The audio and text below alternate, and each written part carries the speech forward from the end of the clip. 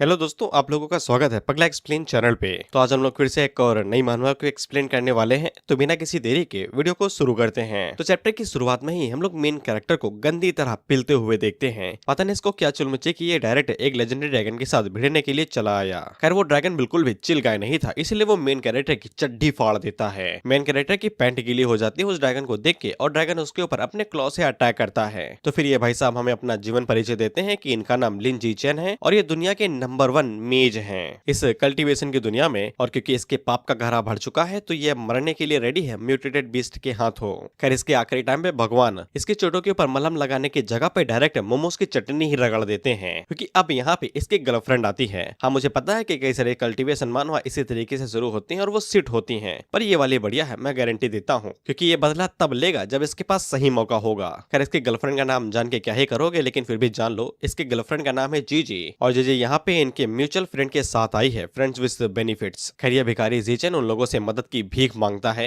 ये कहते हुए कि तुम दोनों यहाँ पे आ ही गए हो तो मेरी मदद ही कर दो। खैर जीजी जीचेन की आखिरी सांस तक लेना चाहती थी इज्जत, तो ये जीचेन से कहती है कि मैंने सोचा भी नहीं था कि मैं तुमसे एक छोटा सा काम कहूंगी कि मुझे पेंडेंट चाहिए तो तुम उसको ढूंढने के लिए यहाँ पे चले आओगे, वो भी इस घोंसले में, वो भी किसके, डिवाइन ड्रैगन के। और ये जीचेन के हाथ को बड़े प्यार से उठाती है और उससे कहती है कि तुम काफी ज्यादा अच्छे इंसान हो, तुमने मेरी हर एक नीड को सेटिस्फाई किया, इसलिए मैं ये गिफ्ट भी ले रही हूँ। और ये इसकी स्टोरेजिंग ले लेती है जिसके अंदर माल पड़ा है। इसको देख के मुझे बस एक ही बात याद आई, दुश्मन भले ही मिले 1000 लेकिन बीवी ना मिले वही जो तुमने मन में सोचा। और लेने के बाद ये जीचन से कहती है कि मैं ये चीज कभी नहीं भूलूंगी, तुम मुझसे कितना ज्यादा नाइस थे। जीचन उन लोगों से पूछता है कि इसका क्या मतलब है भाई, तो ये उसके सामने शुरू हो जाते हैं, चुम्मा चाटी चालू हो जाती है भाई। जीचन उन लोगों से कहता है ठीक है समझ गया भाई, ओयो बुक करा लो, मुझे मत जलाओ, मुझे कोई फर्क नहीं पड़ता, मैं पहले भी वो सब कुछ कर चुका हूँ। साइड से ड्रैगन भी कहता है कि हाँ मारो सालों को, साले ओयो बुक नहीं करते और यहाँ पे जंगल में आके हुलुलुलु करते हैं, ये साले मुझे जलाते हैं, साला मैं हजारों सालों से जिंदा हूँ, अभी तक एक गर्लफ्रेंड नहीं बनी। और जीजी जीचन से कहती है कि मैं और तुम्हारा जीजा एक संग है, तो फिर तुम सर का दर्द हो तो हम तुम्हें बाय बाय कहने के लिए आए हैं। और ये उसके सामने चालू हो जाते हैं। वहीं पे ये रोते हुए अपने मन के अंदर सोचता है कि मैंने इन दोनों को अपनी फैमिली की तरह समझा,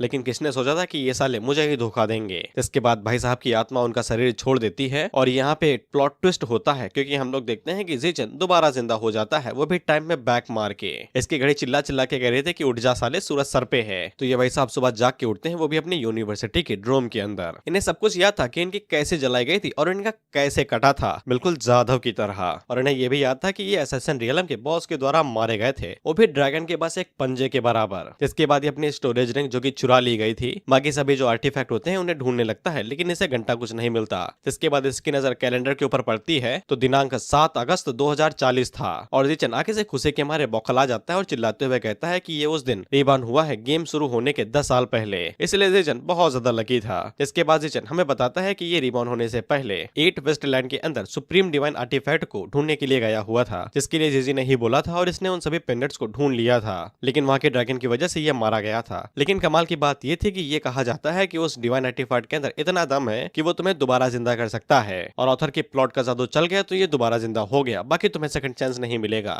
इसके बाद ये आगे से जीजी और जीहुई को गरियाते हुए कहता है कि अच्छा हुआ कि मैंने वो पेंडेंट अपने गले में टांग लिया था घंटी के माफिक, नहीं तो साला रिंग में रखता तो वो दोनों उसे भी चुरा लेते, कमीने साले। स्टोरी बिल्डअप में थोड़ा सा टाइम लेती है, लेकिन जब ये शुरू होगी तो बहुत ज्यादा अच्छी रहेगी, मैं बता रहा हूँ स्टोरी काफी ज्यादा अच्छी है। नहीं तो मैं क्या सच में लगता है कि मैं किसी आंडो पांडो मानवा पे इतने सारे जोक्स बनाऊंगा या फिर करूंगा कमेंट्री। इसके बाद लीजुवी हमें यहाँ पे जीजी और जी हुई के बारे में बताता है कि वो उन दोनों को 10 साल से जानता है, और यहाँ तक कि वो जीजी को 10 साल से प्यार कर रहा था और वो जुही को अपना भाई मानता था, लेकिन इसके बावजूद उन दोनों ने उसकी पीठ पे खंजर भोंक दिया। यही नहीं, उसके जो भी एसेट्स, एलेक्सियर और ट्रेजर्स थे वो भी चुरा लिए, और आखिर में उन्हीं की वजह से ये बीस्ट के हाथों मारा भी गया। लेकिन भगवान ने इसकी उंगली नहीं छोड़ी है, तो ये कसम खा लेता है कि उन दोनों की कह के लेगा, लेकिन टाइम आने पे। जिसके बाद इसे क्रेजी बीच की तरफ से कॉल आता है, तो ये कॉल को रिसीव करते हैं, कहता है हाउ क्रेजी बीच, कैसी हो। जिस पे क्रेजी बीच आगे से कहती है कि ये गया तिले ने, कल हमने मिनी हॉटपॉट खाया था ना, मैं तुम्हें कुछ बताना चाहती हूँ, जरा पैर संभाल के, तुम्हें झटका भी लग सकता है। और इसमें मैं यार कुछ बड़ी बड़ी चीजें हैं जो मैं तुम्हें दिखाना चाहता हूँ, लेकिन इसके पैनल काफी ज्यादा बड़े हैं, यूट्यूब वाले रेसों में नहीं आएंगे, लेकिन क्या फर्क पड़ता है, मैं तुम्हें ऐसे दिखा दूंगा। स्टोरी पे वापस आते हैं। जीचन हम लोगों को बताता है कि इसी साल क्रेजी बिच ने मुझे फोन करके बताया था कि उसने जीजू को किसी और आदमी के साथ चुम्मा चाटी करते हुए देखा है। हालांकि तब मैं प्यार में बौखलाया हुआ था, मजनू बना हुआ था, तो मैंने इस चीज के ऊपर बहुत बड़ी बहस कर दी और इसकी एक भी बात न सुनी, जिसके बाद हमारा रिश्ता टूट गया और 10 सालों के बाद अब जाके हमारी बात हो रही है, और इससे बात करके मुझे दिल में थोड़ी सी खुशी हुई।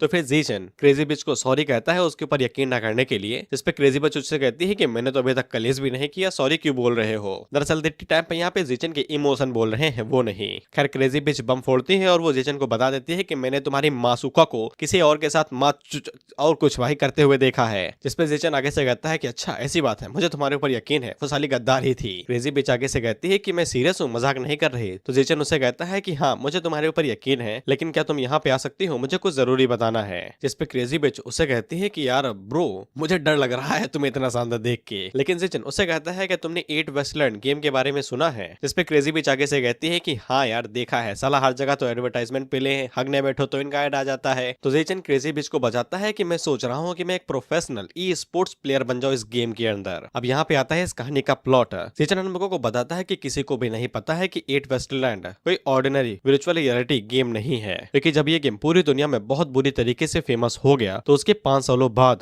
गेम रियलिटी के साथ मर्ज हो गया, यानी कि गेम असली दुनिया में बदल गया, जिसकी वजह से पूरी दुनिया के अंदर एबिलिटीज, ट्रेजर, यहाँ तक कि एनपीसीज भी और विलन्स भी रियलिटी के अंदर आ गए। इसलिए जिन लोगों ने जितनी जल्दी गेम को ज्वाइन किया था उन्हें उतना ही ज्यादा एडवांटेज मिला। बुद्धि देख रहे हो लौंडे की? यही नहीं अभी और सुनिए। क्रेजी बेस जीचन से कहती है कि तुम्हें पक्का यकीन है कि तुम ई स्पोर्ट्स प्लेयर बनना चाहते हो? क्या तुमने सुना है नहीं कि वो पूरा गेम खुद भी ही यूनिवर्सल एआई नोवा के द्वारा बनाया गया है, यानी कि एक अकेला एआई है और उसने पूरा गेम डेवलप कर दिया। खैर क्रेजी बेस जीचन से कहती है कि तुम अगर बन जाते हो ई स्पोर्ट्स प्लेयर तो फिर ये तुम्हारे लिए काफी ज्यादा अच्छा रहेगा। वैसे भी तुम हमेशा से ही गेम खेलने में ज्यादा बेहतर रहे हो और वैसे भी 8 वेस्टलैंड के अंदर फ्यूचर पॉसिबिलिटीज एंडलेस हैं। जिसपे जीचन आगे से कहता है कि वो सीरियस है और वो रूम लेने वाला है ताकि वो पूरा ध्यान गेमिंग के ऊपर लगा सके। क्रेजी बेच आगे से कहती है वाह ऑल द बेस्ट, अब मुझसे बात मत करना। लेकिन जीचन उसे कहता है कि फोन ना काटना। क्रेजी बिच पूछती है कि अब क्या चाहिए, तो अब ये काम की बात करता है और क्रेजी बिच से कहता है कि मैंने कुछ गेमिंग इक्विपमेंट मंगाए हैं तो उनके लिए पैसा चाहिए, थोड़ा सा माल मिलेगा। जिसपे क्रेजी बिच आगे से चिल्लाते हुए कहती है कि मेरे यहाँ पे एल लगे पड़े हैं, खाने को पैसे नहीं है, किराया देने को पैसे नहीं है, और किसने कहा था कि तुम अपनी प्यारी गर्लफ्रेंड को इतना महंगा गिफ्ट दो उसके बर्थडे पे। और वो ये सब कुछ कह के फोन को काट देती है। लेकिन क्रेजी बिच एज सच्ची दोस्त वो गाली देने के बावजूद जीचन को पैसे भेज देती है उसके इक्विपमेंट्स के लिए। लेकिन ये भी कहते हुए कि ये मेरे जिम की मेंबरशिप की पैसे हैं, अगर अगले महीने तक पैसे नहीं आए तो तुम्हारी किडनी बेच दूंगी, और अगर किडनी नहीं बेची तो मैं तुम्हें सैंड बैग की तरह इस्तेमाल करूंगी एक्सरसाइज करने के लिए। इस पे जीचन आगे से कहता है कि चिंता ना करो भाई, पैसे वापस कर दूंगा। जिसके बाद हम लोग जीचन को देखते हैं और ये गेम के अंदर लॉग आउट करता है। कैसे? एक फिंगरिंग का इस्तेमाल करते हैं, वो भी आंख को स्कैन करके सीधा रेटिना। कोई अकाउंट हैक ही नहीं कर सकता है। जीचन जैसे ही गेम के अंदर लॉग आउट करता है तो फिर ये बीटा वर्ल्ड के अंदर आ जाता है, क्योंकि गेम अभी भी डेवलपमेंट के अंदर ही फंसा हुआ है और ये पूरे 10 सालों के बाद गेम में वापसी मार रहा है। अब मैं तुम्हें बता दूं कि रिवेंज तब होगा जब रियलिटी मर्ज होगी, और रियलिटी मर्ज होने में अभी भी 10 साल है, यानी कि 100-200 चैप्टर तो निकल ही जाएंगे, क्योंकि ये सीरीज आधा टाइम गेम के अंदर का सीन दिखाती है और आधा टाइम बाहर का। जीचन जैसे ही गेम के अंदर ऐड होता है तो ये सबसे पहले लॉबी के अंदर आ जाता है, जहाँ पे हम लोग लॉबी के अंदर सिस्टर नोवा को देखते हैं, और ये वही एआई है जिसने पूरा गेम अकेले बनाया है। क्योंकि जीचन के पास 10 साल का एक्सपीरियंस है तो फिर उसे गेम की नस नस के बारे में पता है। उसे ये भी पता है कि लॉबी के अंदर आने के बाद यहाँ पे एक स्पेशल मैकेनिज्म है जो कि छुपा हुआ है, जिसे निपटने के लिए हवस को दबाना पड़ता है। क्योंकि हम कुछ छिछोरे लंडों को देखते हैं जो कि सिस्टर नोवा के ऊपर लाइन मार रहे थे, सालो वो एआई है। सिंपल शब्दों में एनपीसी, नॉन प्लेबल कैरेक्टर, उस पे लाइन मारने से कुछ नहीं होगा। वह जीचन हम लोगों को बताता है कि यही हवसी है, क्योंकि सिस्टर नोवा के पास एबिलिटी है कि वो इनके गंदे विचार पढ़ सकती है। इसलिए जो भी प्लेयर्स उसके ऊपर लाइन मार रहे थे वो हवा मार के इन्हें गेम से बाहर ही भेज देती है, जाओ। और बाकी लोग आगे से चिल्लाते हुए कहते हैं कि ये एनपीसी आजकल गुस्सा कब से होने लगे और इनकी सजा यहाँ पे खत्म नहीं होती है, क्योंकि ये पनिशमेंट जिंदगी भर के लिए रहेगी। जब ये दोबारा गेम में आएंगे तो इनके जो एट्रीब्यूट्स रहेंगे वो परमानेंटली लो रहेंगे। इसलिए सिस्टर नोवा को मक्खन लगाओ और वो तुम्हें बढ़िया बढ़िया रिवॉर्ड देगी। और जीचन यही करता है और बड़े प्यार से सिस्टर नोवा के सामने खड़ा हो जाता है और घुटने टेक के इज्जत देते हुए अपने बारे में बताता है। सिस्टर नोवा उसे कहती है तुम बहुत अच्छे हो, क्या तुम सच में इस गेम के अंदर आना चाहते हो और कल्टीवेशन के पाथ पे चल के एक इमॉर्टल बनना चाहते हो? जिस पे जीचन आगे से कहता है कि उसका नाम जीचन है और वो यहाँ पे सिस्टर नोवा की ब्लेसिंग्स लेने के लिए आया है। जिस पे सिस्टर नोवा उसे कहती है कि अगर ऐसी बात है तो फिर ये लो मेरी तरफ से ब्लेसिंग, और वो जीचन को यहाँ पे इन्नेट टैलेंट देती है। जीचन हम लोगों को बताता है कि उसकी पिछली लाइफ में उसका इन्नेट टैलेंट बिजनेस प्रोडगी था, जो कि बहुत ज्यादा बेकार था, क्योंकि उसे जो भी आइटम खरीदना था वो स्टोर के अंदर उन्हें 10% डिस्काउंट के अंदर ले सकता था, जो फ्यूचर में बिल्कुल यूजलेस हो गया था। लेकिन जीचन को इस बात की भी चिंता नहीं थी कि अगर उसे दोबारा इन्नेट टैलेंट बिजनेस वाला भी मिल जाता है, क्योंकि इन्नेट टैलेंट सब कुछ नहीं होते हैं इस गेम के अंदर। शुरुआत भले ही कचड़े जैसी हो लेकिन फिर भी कमबैक किया जा सकता है। लेकिन जब जीचन इस बार अपने इन्नेट टैलेंट को देखता है तो फिर इसकी किस्मत चमक जाती है रिबॉर्न होने की वजह से, क्योंकि इसका इन्नेट टैलेंट एल्टर फेट था। अब ये एल्टर फेट काफी ज्यादा कैलकुलेटेड शब्द है, लेकिन सिंपल शब्दों में जीचन का यहाँ पे होना स्क्रिप्ट में नहीं है और इसी एरर की वजह से उसका इन्नेट टैलेंट उसे कई सारी एबिलिटीज देता है। क्योंकि उसका दोबारा जिंदा होना हेवेंस लॉ के खिलाफ था, इसलिए उसकी किस्मत हेवन के खिलाफ रहेगी। इसलिए उसके जो भी इन्नेट एट्रीब्यूट्स रहेंगे वो एकदम मैक्स रहेंगे। साथ ही में वो जितनी भी बार ब्रेक थ्रू करेगा तो फिर उसके जितने भी एट्रीब्यूट्स रहेंगे वो ब्रेक थ्रू खत्म होने के बाद डबल हो जाएंगे। लेकिन यहाँ पे एक कैच है, जैसा कि तुम्हें पता है कि ब्रेक थ्रू करने पे टेलीविजन का सामना करना पड़ता है और अगर जीचन उसका सामना नहीं कर पाता है तो ये मारा जाएगा और इसकी सोल ही गायब हो जाएगी, यानी दोबारा जिंदा होने का कोई चांस नहीं। लेकिन किस्मत उसकी भगवान के खिलाफ होने की वजह से वो जब भी ब्रेक थ्रू करेगा तो फिर उसे एक रैंडम टैलेंट मिलेगा एडिशनल रिवॉर्ड के तौर पे,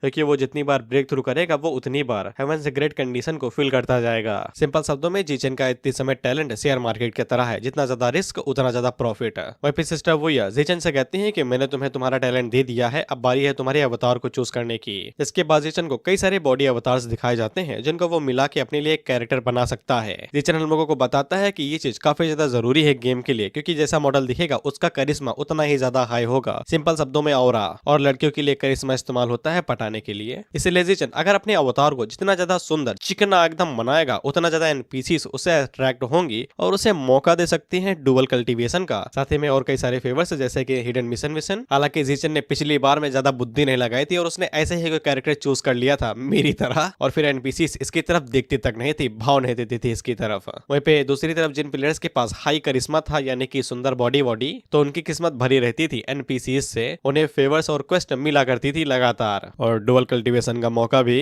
और क्योंकि जीचन को यहाँ पे अपनी पुरानी जिंदगी के कीचड़ धुलने थे तो इस बार अपने लिए वो अवतार एकदम चिकना चूज करता है। ये देखो सिस्टर वो या उसे कहती है कि तुमने यहाँ पे अवतार को चूज कर लिया, जल्दी से लोकेशन चूज करो, कहाँ पे पैदा होना चाहते हो। जीचन हम लोगों को यहाँ पे भी बताता है कि ये जो लैंड्स हैं ये प्रोफेशन के हिसाब से बांटे गए हैं, यानी कि जो ये योंग यिंग है ये मैजिक कल्टीवेशन के लिए बेहतर है, युवे हुआ ये मेडिकल कल्टीवेशन के लिए बेहतर है, मोजियान एरिया मैजिक कल्टीवेशन के लिए बेहतर है और मुआफेंग बॉडी कल्टीवेशन के लिए सबसे बेस्टर है। इसके बाद जीचन के सामने उसके स्टेटस विंडो आती है, तो मैं लोग आंख फाड़ के देख लो, दिखा दे रहा हूँ मैं। देख लिया सारे एट्रीब्यूट्स मैक्स हैं, एकदम फुल पे हैं। जीचन हम लोगों को बताता है कि weapon and body cultivation core bone के ऊपर निर्भर करती है, वहीं पे magic and medical cultivation spirit के ऊपर निर्भर करती है, वहीं पे कंप्रीहेंशन सोचने समझने की शक्ति स्किल सीखने में मदद करती है, वहीं पे करिश्मा एनपीसीज के फेवर के ऊपर इफेक्ट देता है, वहीं पे लक सेल्फ एक्सप्लेनेटरी के ऊपर निर्भर करता है, यानी कि खुद की पहुंच और स्किल्स। क्योंकि जीचियान के जितने भी एट्रीब्यूट है वो सभी फुल पॉइंट पे हैं। अगर वो मैजिक कल्टीवेशन का इस्तेमाल करे तो वो कुछ ही दिनों के अंदर ही यहाँ पे दुनिया का नंबर 1 मैजिक कल्टीवेटर बन जाएगा।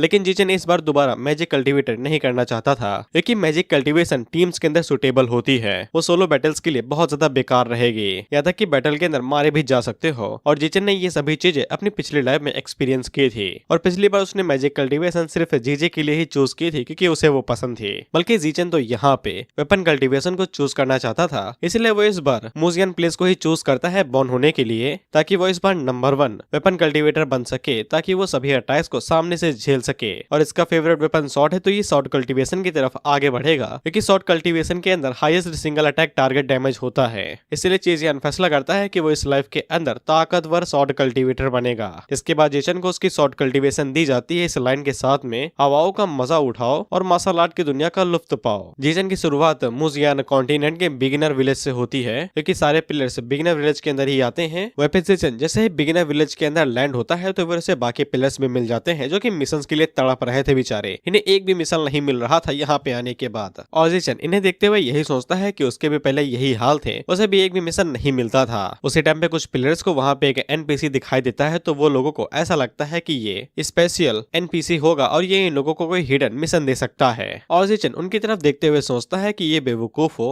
नॉर्मल सा एनपीसी है, इसके पास हिडन मिशन कैसे हो सकता है, तुम लोग यहाँ पे आपस में लड़ते रहो, मैं तो शॉर्ट सर्किट के लिए चला। जीचन मन के अंदर यही सोच रहा था कि यहाँ पे काफी ज्यादा खून चाटा जाएगा सिर्फ मिशन ढूंढने के चक्कर में, लेकिन उसे कोई भी दिक्कत नहीं है। वहीं पे पीछे जो प्लेयर्स थे वो आगे से चिल्ला रहे थे, साला ये बॉस लेडी मुझे इग्नोर क्यों कर रही है, कोई लड़की ही नहीं मिल रही यहाँ पे। उसी टाइम पे जीचन की किस्मत चमक जाती है, क्योंकि उसको एक लड़की बुलाती है और ये भी एनपीसी ही है, जो कि जीचन को अपना नाम क्वीन यांग बताती है और वो उसे कहती है कि मैं यहाँ पे इस विलेज के अंदर टेलर शॉप की ओनर हूँ, क्या तुम्हें कोई मिशन चाहिए, मैं तुम्हारे लिए अरेंज कर सकती हूँ इसके लिए। और ये जीचन से चिपकते हुए कहती है कि ये पिछले 5 सालों से सिंगल है इसके पति के जाने के बाद से, और अगर जीचन को परेशानी हो रही है कोई क्वेस्ट ढूंढने में तो वो उसकी मदद कर सकती है। क्या वो उसका मिशन एक्सेप्ट करेगा? पीछे की तरफ लौंडा का रिएक्शन देखो, साले ये मरे जा रहे हैं लड़की के लिए और इन्हें भाव तक नहीं मिल रहा। वहीं पे जीचन की नजरें भी वहीं पे जहाँ मेरी है, और ये हमें आगे से बताता है कि ये सब कुछ इन्नेट करिश्मा वैल्यू की वजह से हो रहा है जो मैक्स पे है, इसलिए वो बिना कुछ सोचे समझे ही कई सारे एनपीसीज को अट्रैक्ट कर रहा है।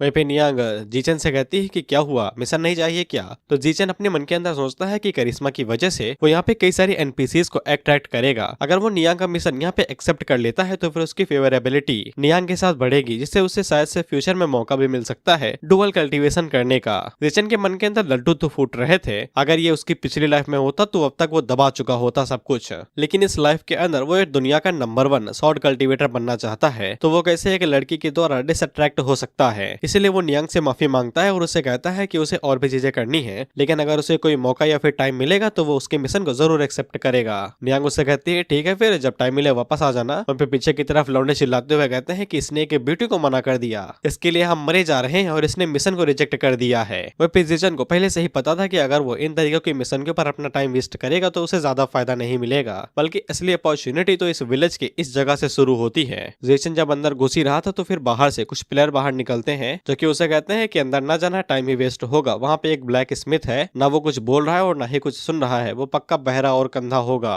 जिसपे जीचन उन लोगों से कहता है शुक्रिया, तुम लोग यहाँ से जा सकते हो। तो वो लोग जीचन को इग्नोर करके वहाँ से चले जाते हैं, क्योंकि उन्हें वैसे भी जीचन से कोई लेना देना नहीं है, क्योंकि ये ब्लैक स्मिथ उन्हें कोई भी यहाँ पे वेपन नहीं देगा, तो फिर यहाँ पे रुकना सिर्फ टाइम वेस्ट हुई होगा। वहीं पे हम लोग उस ब्लैक स्मिथ को देखते हैं और ये एक वेपन रिफाइन करने की कोशिश कर रहा था, लेकिन ये वेपन सेफ ही नहीं ले रहा था। वहीं पे जीचन भट्टी की तरफ देखता है और मन के अंदर उन लोगों को गालियां देते हुए कहता है कि सालो, इस पूरे विलेज के अंदर यही सबसे इंपॉर्टेंट एनपीसी है। इसके बाद जीचन भट्टी में हवा देना शुरू करता है तो फिर लपटें और ज्यादा बढ़ जाती हैं, जिससे ब्लैक स्मिथ को समझ में आता है कि वेपन इसीलिए नहीं रिफाइन हो रहा था क्योंकि लपटें ज्यादा तेज नहीं थी। फिर जीचन भट्टी में हवा देते रहता है और ब्लैक स्मिथ उसी टेम्परेचर के अंदर वेपन को रिफाइन करने लगता है, और जीचन की मदद के साथ में ब्लैक स्मिथ कुछ ही देर के अंदर अपने वेपन को रिफाइन कर लेता है। फिर ब्लैक स्मिथ जीचन को शुक्रिया कहता है उसकी मदद करने के लिए, क्योंकि अगर जीचन यहाँ पे उसकी मदद न करता तो फिर उसे टेम्परेचर के बारे में पता ही ना चलता और वो अपने वेपन को रिफाइन न कर पाता। और जीचन की मदद के बदले में वो जीचन को अपनी कलेक्शन में से एक स्वॉर्ड ऑफर करता है ताकि वो उसे रीपे कर सके।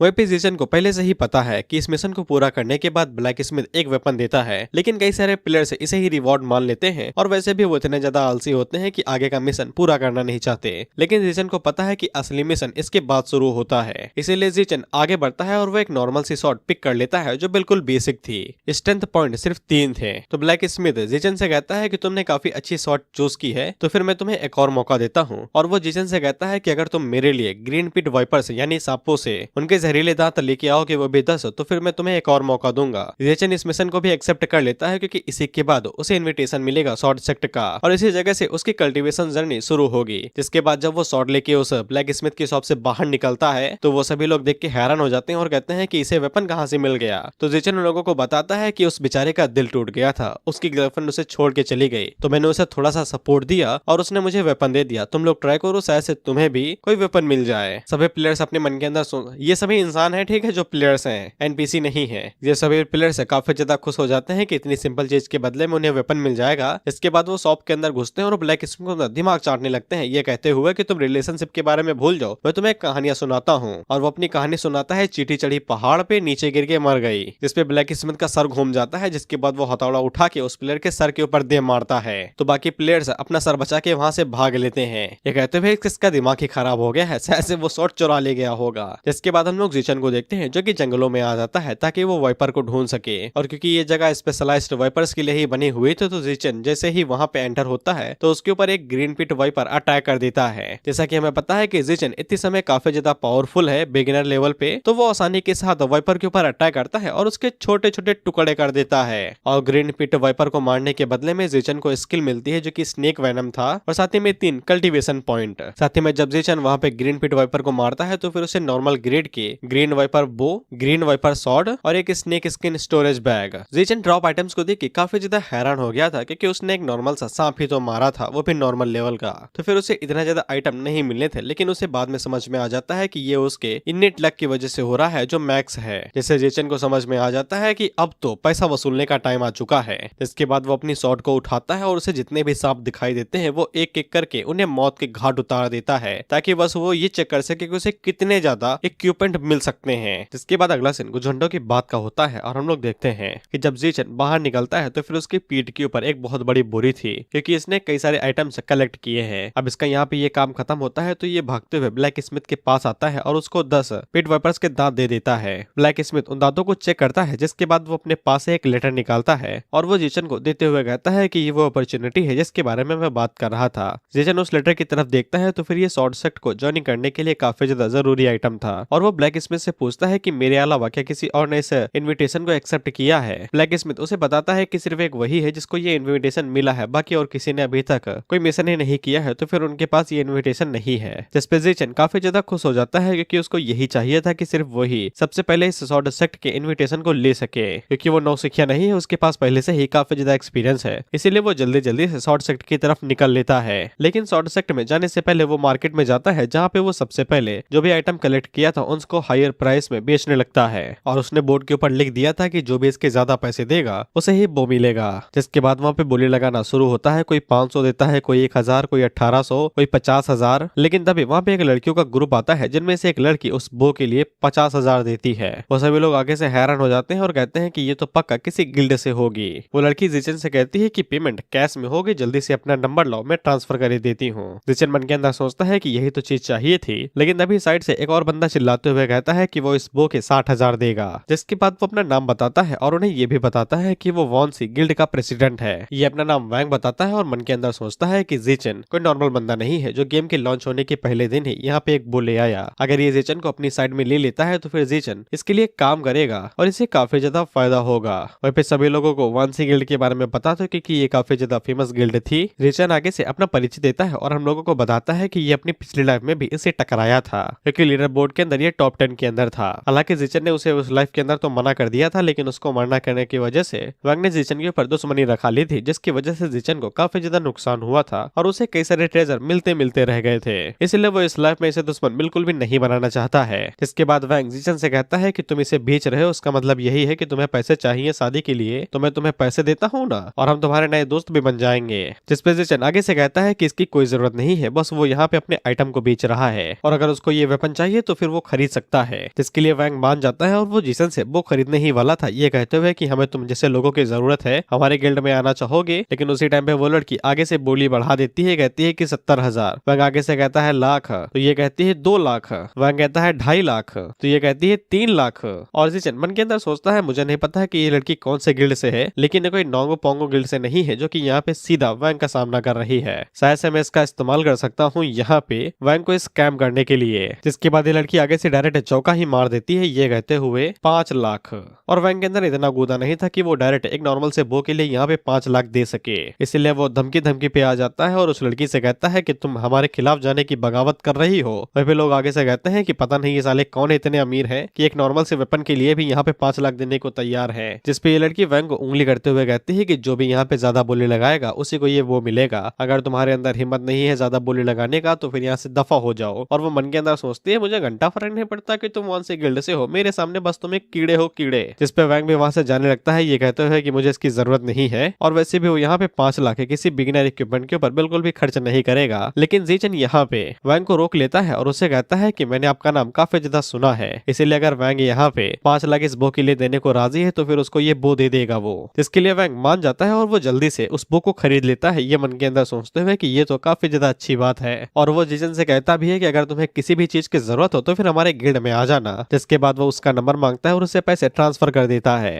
वही पैसे मन के अंदर सोचता है कि मैंने फ्यूचर के लिए तो इसके ऊपर काफी ज्यादा अच्छा इंप्रेशन छोड़ दिया है और वैंग वहां से खुशी खुशी चला जाता है, ये कहते हुए कि तुमने काफी अच्छा काम किया जो हमारे खिलाफ नहीं गए। उम्मीद करता हूँ कि तुम फ्यूचर में हमें ज्वाइन करने के बारे में सोचोगे। वह जेसन तो मन के अंदर सोचता है कि 5 लाख रुपए एक बो के ऊपर वेस्ट करना काफी ज्यादा बुरी बात है, लेकिन तुम बहुत बुरी तरीके से स्कैम हो गए हो। दरअसल बो के अंदर जो पॉइजन है वो लिमिटेड मात्रा में है, 4 से 5 बार इस्तेमाल करने के बाद वो एक नॉर्मल बो बन जाएगा, उसका जो इफेक्ट है वो खत्म हो जाएगा। जिसके बाद वो लड़की पीछे मुड़ती है और जेसन के ऊपर चिल्लाते हुए कहती है कि तुमने तो कहा था कि जो भी ज्यादा प्राइस देगा वो बो उसे मिलेगा, लेकिन तुम एक दिखते इंसान की तरह हो, बस एक कुत्ते की तरह बिहेव करते हो। तुम अपने वादों से पीछे कैसे मुकर सकते हो, जा और जाके वैंसी का कुत्ता बनो। जिसके बाद वो लड़की अपने ग्रुप को लेके वहां से निकल जाती है और जेसन को समझ में आ जाता है कि उसने वैंग को ठगते समय इन लोगों को नाराज कर दिया है और उसे कोई तरीका ढूंढ के इन्हें रिपे करना पड़ेगा। जिसके बाद हम इन सभी लड़कियों को वाइल्ड बोर यानी कि सुअर के जंगल के इलाके में देखते हैं, जहाँ पे लोग इस जंगली सुअर का शिकार करने के लिए आए थे कुछ पॉइंट्स के बदले में। जिसके बाद ये लड़का अपने हिसाब से अलग अलग चले जाते हैं उस सुअर को पकड़ने के लिए और तभी जेसन इस गुलाबी बाल वाली लड़की के पीछे आता है और उससे कहता है कि मुझे तुमसे कुछ बात करनी है। लड़की उससे पूछती है कि हमारा पीछा क्यों कर रहे हो, तो जीचन उससे कहता है कि बस 2 मिनट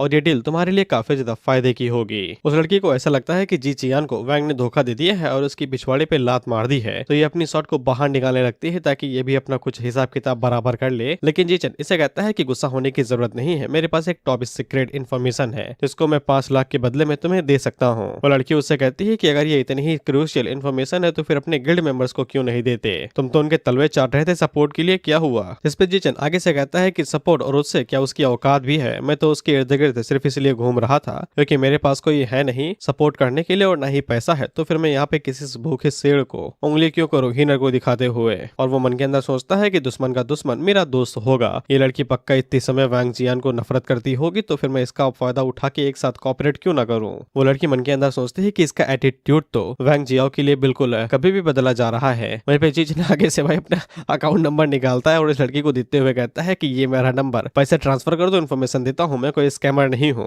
वहीं पे इस लड़की को लगता है कि हाँ बाद में दम हो सकता है, कहीं वो इस पैसों के चक्कर में इस अपॉर्चुनिटी को मिस ना कर दे। अंधा पैसा हो तो लोग यही सोचते हैं। जिसके बाद वो लड़की अपने अकाउंट से जीचन के अकाउंट में पैसे भेज देती है। जीचन उससे कहता है कि बहुत अच्छे, और वो मन के अंदर सोचता है कि ये तो कमाल की बात है कि गेम को ज्वाइन करने के बाद मैंने इतने सारे पैसे कमा लिए, और ये जीचन जो माल कमा रहा है ये डायरेक्ट इसके असली अकाउंट में जा रहे हैं, यानी कि रियलिटी में, गेम में नहीं। ये रियल लाइफ में इन पैसों से मौज करेगा। WinZO got real. जिसके बाद जीचन उस लड़की को इन्फॉर्मेशन देता है ये कहते हुए कि इस जंगली सुअर को मारना बंद करो और विलेज के अंदर जाके ब्लैक स्मिथ से मिशन लो। ये लड़की आगे से चिल्लाते हुए कहती है साले कुत्ते हरामी कमीने, मैंने तुझे इतने पैसे दिए सिर्फ ये इन्फॉर्मेशन लेने के लिए कि मैं उस ब्लैक स्मिथ के पास जाके उसके औजार बनवाऊं। वो लड़की मन के अंदर सोचती है अगर इसे वैंग ने यहाँ पे भेजा है हमें स्कैम करने के लिए, तो फिर इसकी लाश ही यहाँ से बाहर जाएगी। और ये अपनी शॉट को बाहर निकाल ही रही थी कि जीचन इससे कहता है कि जिस मेथड का इस्तेमाल तुम लोग यहाँ पे सुअर को मारने के लिए कर रही हो ये बिल्कुल बेकार है। अगर तुम ब्लैक स्मिथ के पास जाके 5 मिनट तक उसकी आग को थोड़ा भड़का के रखती हो तब तक वो वेपन को रिफाइन कर ले तो फिर वो तुम्हें एक मिशन देगा,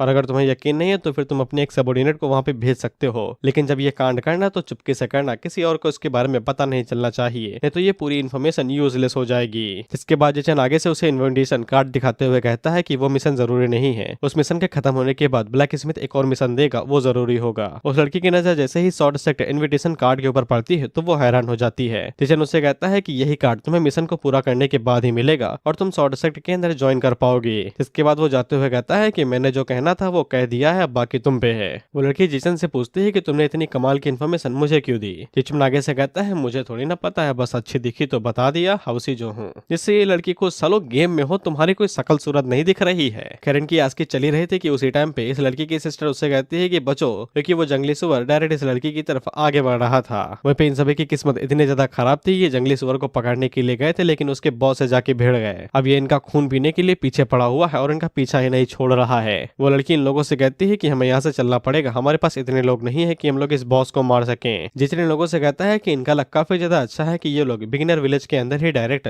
सबसे बड़े बॉस से टकरा गए, लेकिन अगर ये लोग इस मिशन को छोड़ने वाले हैं तो जीजन क्या इस मिशन को ले सकता है। वो लड़की इस चीज के लिए मान जाती है और उससे कहती है क्या तुम अकेले इसके साथ भिड़ोगे। जीजन आगे से कहता है कि हाँ, लेकिन मैंने अपना वो बेच दिया है तो फिर क्या मुझे तुम्हारी शॉट उधार मिल सकती है। तो वो लड़की जेसन को उसकी शॉट दे देती है और उससे कहती है कि तुम खुद ही आग में चलने वाले हो तो जलना तो हमसे मत कहना, पानी लेके आए। जेसन आगे से कहता है एडवाइस के लिए शुक्रिया। जिसके बाद वो शॉट को बाहर निकालता है और ये सभी अपनी आंखें बंद कर लेते हैं क्योंकि ये किसी को मरते हुए देखना नहीं चाहते। इसके बाद लड़की अपनी चुगलीखोरी शुरू करती है और इन्हीं की चुगलीखोरी से हमें पता चलता है कि इस लड़की का नाम वैंग लिंग है। वहीं पे हम लोग जेसन को देखते हैं जो इस जंगली सुअर के साथ फाइट कर रहा था, तो ये फुर्ती का पूरा फायदा उठा रहा था। स्पीड मैक्स पे जो है ये सुअर इसे पकड़ भी नहीं पा रहा था और जेसन इसके अटैक करने से पहले ही वहां से हट जा रहा था। जेसन का मौका मिलते ही वो उसके ऊपर शॉट से अटैक करता है, लेकिन सुअर की चमड़ी सख्त होने की वजह से शॉट का कुछ ज्यादा असर नहीं होता है और वो अटैक को आसानी के साथ एब्जॉर्ब कर लेता है। जिसके बाद वो जेसन के ऊपर हेड से अटैक करता है और उसे ऊपर उठा देता है। वहीं पे जेसन इस सुअर की चमड़ी को देख के हैरान हो गया था क्योंकि इतने बड़े शॉर्ट स्लैश के बावजूद इसकी एचपी गिरी तक नहीं थी।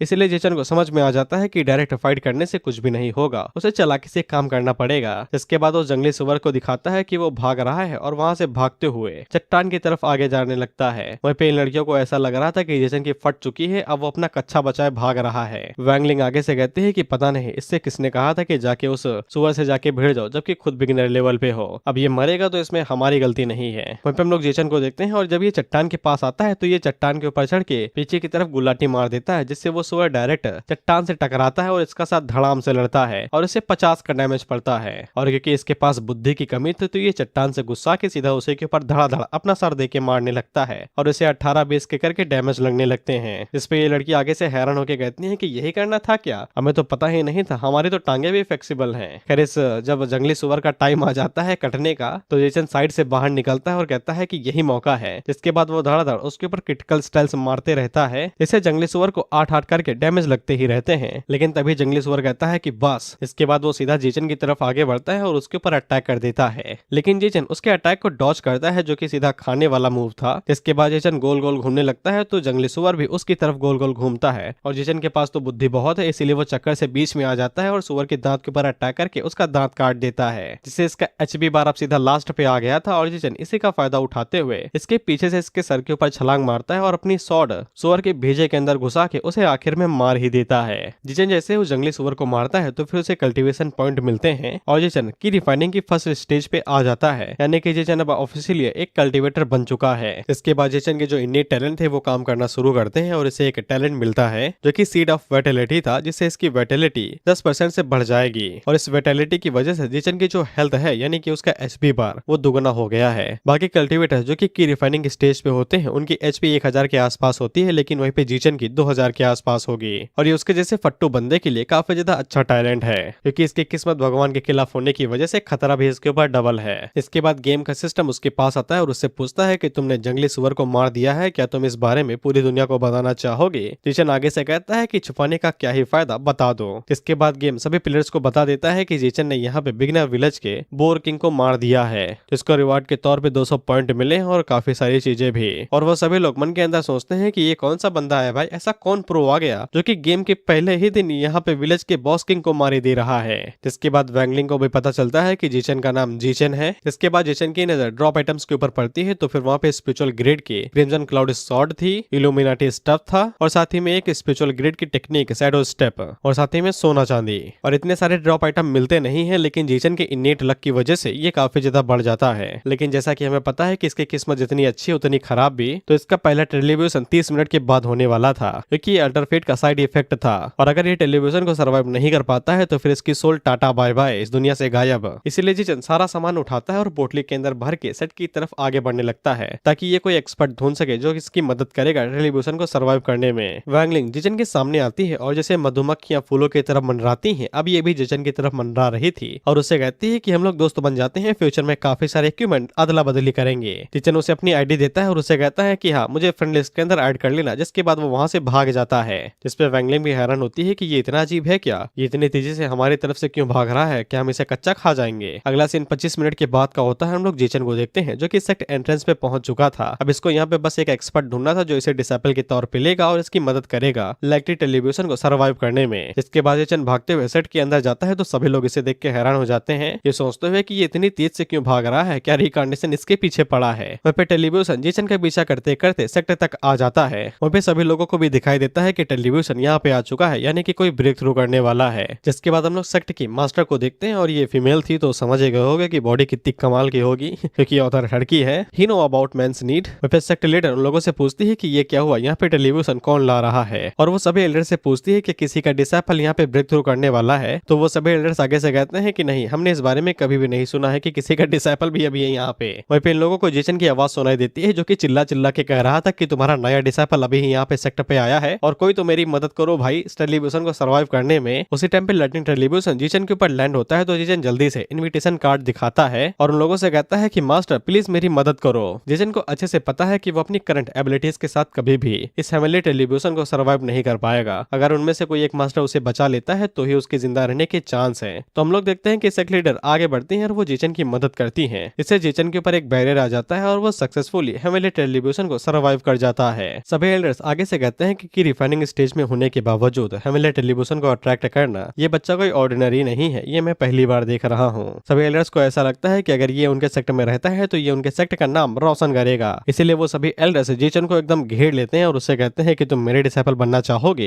एक फीमेल एल्डर उससे कहती है कि अगर तुम मेरे डिसाइपल बनते हो तो फिर मैं तुम्हें सारे रिसोर्सेज दूंगी। एक एल्डर उससे कहता है कि मेरे पास कई सारे फीमेल कल्टीवेटर्स हैं, तुम्हारी किस्मत खुल जाएगी अगर तुम मेरे डिसाइपल बनते हो। और ये सभी एल्डर्स आपस में ही लड़ने लगते हैं जेसन को लेके। वह जेसन मन के अंदर सोचता है कि ऐसा लगता है कि मेरी किस्मत खुल चुकी है, साला ये आपस में ही लड़ रहे हैं। लेकिन इसके बावजूद वो यहाँ पे कोई भी बेवकूफी सेल्फी नहीं कर सकता है, नहीं तो उसका इंप्रेशन इन लोगों के सामने खराब हो जाएगा। लेकिन उसी टाइम पे सेक्ट लीडर आगे बढ़ती है, जो कि उन लोगों से कहती है कि मैं इसको अपने डिसेबल के तौर पे लेना चाहती हूँ। जिसपे वो सभी एल्डर्स मन के अंदर सोचते हैं कि अगर मास्टर यहाँ पे इसे अपना डिसेबल बनाने चाहती हैं तो फिर हमारे पास चांस ही नहीं है। जिसके बाद सेक्ट लीडर जिशन से पूछती हैं, क्या तुम मेरे डायरेक्ट डिसेबल बनना चाहोगे इनर हॉल में आके कल्टीवेट करने के लिए। सिस्टम जिशन को बताता है कि तुमने ग्रेटेस्ट अपॉर्चुनिटी सेक्ट के अंदर ट्रिगर की है। टियानयान सेक्ट के करंट लीडर तुम्हें अपना डायरेक्ट डिसेबल बनाना चाहती हैं, क्या तुम्हें ये एक्सेप्ट करना चाहते हो। वैसे सेक्ट लीडर का नाम लेंग यांग फी है, लेकिन हम इन्हें मास्टर ही बुलाएंगे। जिशन मन के अंदर सोचता है कि ये तो जैकपॉट है, जैकपॉट। सेक्ट लीडर का डायरेक्ट डिसेबल ऑफ कोर्स मैं इसे एक्सेप्ट करूंगा। जिसके बाद वो अपना सर झुका के फियान को अपना मास्टर मान लेता है और उसे ग्रीटिंग्स देता है। जिसपे मास्टर उसे कहते हैं कि अब से तुम मेरे डिसेबल हो और तुम इनर हॉल के अंदर कल्टीवेट करोगे। इनर हॉल काफी ज्यादा अच्छी जगह है क्योंकि वहाँ पे स्पिरिचुअल एनर्जी डेंस रहती है। वहीं पर इस हरामी को देखते हैं और ये अपनी हरकतें शुरू कर देता है। ये अपनी मास्टर के पैरों से चिपकते हुए कहता है कि ये बिग एंड थिक लेग्स, इनके साथ लिपटने में मजा ही कुछ और है। और वो मन के अंदर सोचता है कि अब से मैं इन्हीं के सहारे हूँ। चाइनीज रीति रिवाजों के हिसाब से कोई अगर टांग पकड़ के इस तरीके से लटके तो इसका मतलब ये है कि वह वो उसके भरोसे है, यानी कि जिशन अब मास्टर की छत्र छाया में है। इसके बाद मास्टर जीचन को इनर हॉल के अंदर लेके आती है और उससे कहती है कि मैं अपने एक डिसेबल से कहूंगी, वो तुम्हें न्यूबी पैक दे देगा। जिसके बाद वो तुम्हें तुम्हारा रेसिडेंस भी दिखा देगा। तुम अब से यहीं पे कल्टीवेट करने वाले हो। जिसके बाद वो जाते हुए जीचन से कहती है कि तुम कल आके मुझे मेन हॉल के अंदर मिलना। जिससे जीचन को भी समझ में आ जाता है कि उसकी मास्टर कोल्ड हार्टेड है और दूरी बना के रखती है दूसरे लोगों से। इसलिए उसे खुद को सीक्रेटली एंड स्लोली खुद को ट्रेन करना पड़ेगा। जिसके बाद अगला सीन 2 घंटे के होता है और हम लोग जीचन को वहाँ पे बैठा हुआ देखते हैं। मास्टर ने जिस डिसेबल के बारे में बोला था वो अभी तक यहाँ पे आया ही नहीं था। इसलिए जीचन फैसला करता है कि वो खुद ही यहाँ पे खुद के रूम को ढूंढ लेगा। जिसके बाद जब वो इनर हॉल के अंदर घूमता है तो फिर उसे समझ में आ जाता है कि ये तेल निकालने वाला काम है, क्योंकि इनर हॉल के अंदर कई सारे रेसिडेंट थे। इसलिए जीचन को ऐसा लगता है कि किसी रूम के अंदर कोई हिडन मिशन हो सकता है, तो वो एक एक करके हर रूम के अंदर जाने वाला था और ये फैसला इसकी जिंदगी का खट्टा मीठा फैसला होगा। इसके बाद जीचन को एक रेसिडेंट दिखाई देता है जो काफी ज्यादा यूनिक था, तो वो उसके अंदर ही घुस जाता है बिना नॉक करे। और ये रूम किसी और का नहीं, उसकी मास्टर का ही था। वो अभी बाथ ले रही थी, जो कि पीछे मुड़ के जब जीचन को वहाँ पे देखती है तो वो एकदम से आग बबूला हो जाती है और उसके ऊपर डायरेक्ट अटैक ही कर देती है। और ये अटैक जीचन की जान ही नहीं लेता अगर उसकी 10% एचपी ना बचती। इसके बाद मास्टर उसे कहते हैं तुम्हारी औकात कैसे हुए बिना नॉक करे कमरे के अंदर आने की। जीचन आगे से माफी मांगता है और कहता है कि जिस डिसेबल के बारे में मास्टर ने बताया था वो वहाँ पे आया ही नहीं, इसलिए उसने खुद से फैसला किया वो कि आसपास के इलाके को ढूंढेगा और वो गलती से उसके रूम के अंदर चला आया। ये उसने जानबूझ के नहीं किया था, ये भी जीचन के बैड लक की वजह से ही था। अब उन दोनों के रिलेशन के बीच में काफी ज्यादा दिक्कतें आएंगी और उसकी फेवरेबिलिटी पॉइंट काफी ज्यादा कम हो जाएंगे, क्योंकि मास्टर को जीचन की बातों में सच्चाई दिखाई देती है। तो वो आगे से कहते हैं कि तुम्हारी गलती नहीं है, ये मेरी ही गलती थी कि मैंने ध्यान नहीं दिया। इसके बाद वो अपने पास से एक पिल निकालती हैं और उसे देते हुए कहती हैं कि ये तुम्हारा इनाम है जो तुमने झटके को झेला, लेकिन अगली बार से बिना परमिशन के किसी रूम के अंदर न घुसना और कहीं पे भी मत जाना। जीचियन जब उस पिल को चेक करता है तो फिर ये मिस्टिकल ग्रेड की पिल थी, वॉयलेट जेड पिल। इसको कंज्यूम करने के बाद 5 मिनट के लिए जीचन के जितने भी एट्रीब्यूट्स होंगे वो 30% से बढ़ जाएंगे, यहाँ तक कि उसका स्टेमिना जो खत्म होने वाला होगा वो भी पूरा रिकवर हो जाएगा। जिससे जीचन को समझ में आ जाता है कि ये पिल काफी ज्यादा काम की है, इसलिए वो पोटली में उसको डाल लेता है और कंज्यूम नहीं करता है। और उसे ये भी समझ में आ जाता है कि उसकी मास्टर काफी दिलदार वाली है, अगर वो देंगे तो छप्पर फाड़ के देंगी रिवॉर्ड्स। जिसके बाद हम जीचन को बाहर देखते हैं और उसके 5 मिनट के बाद इसकी गाइडिंग डिसेबल आती है जिसके बारे में मास्टर ने बताया था।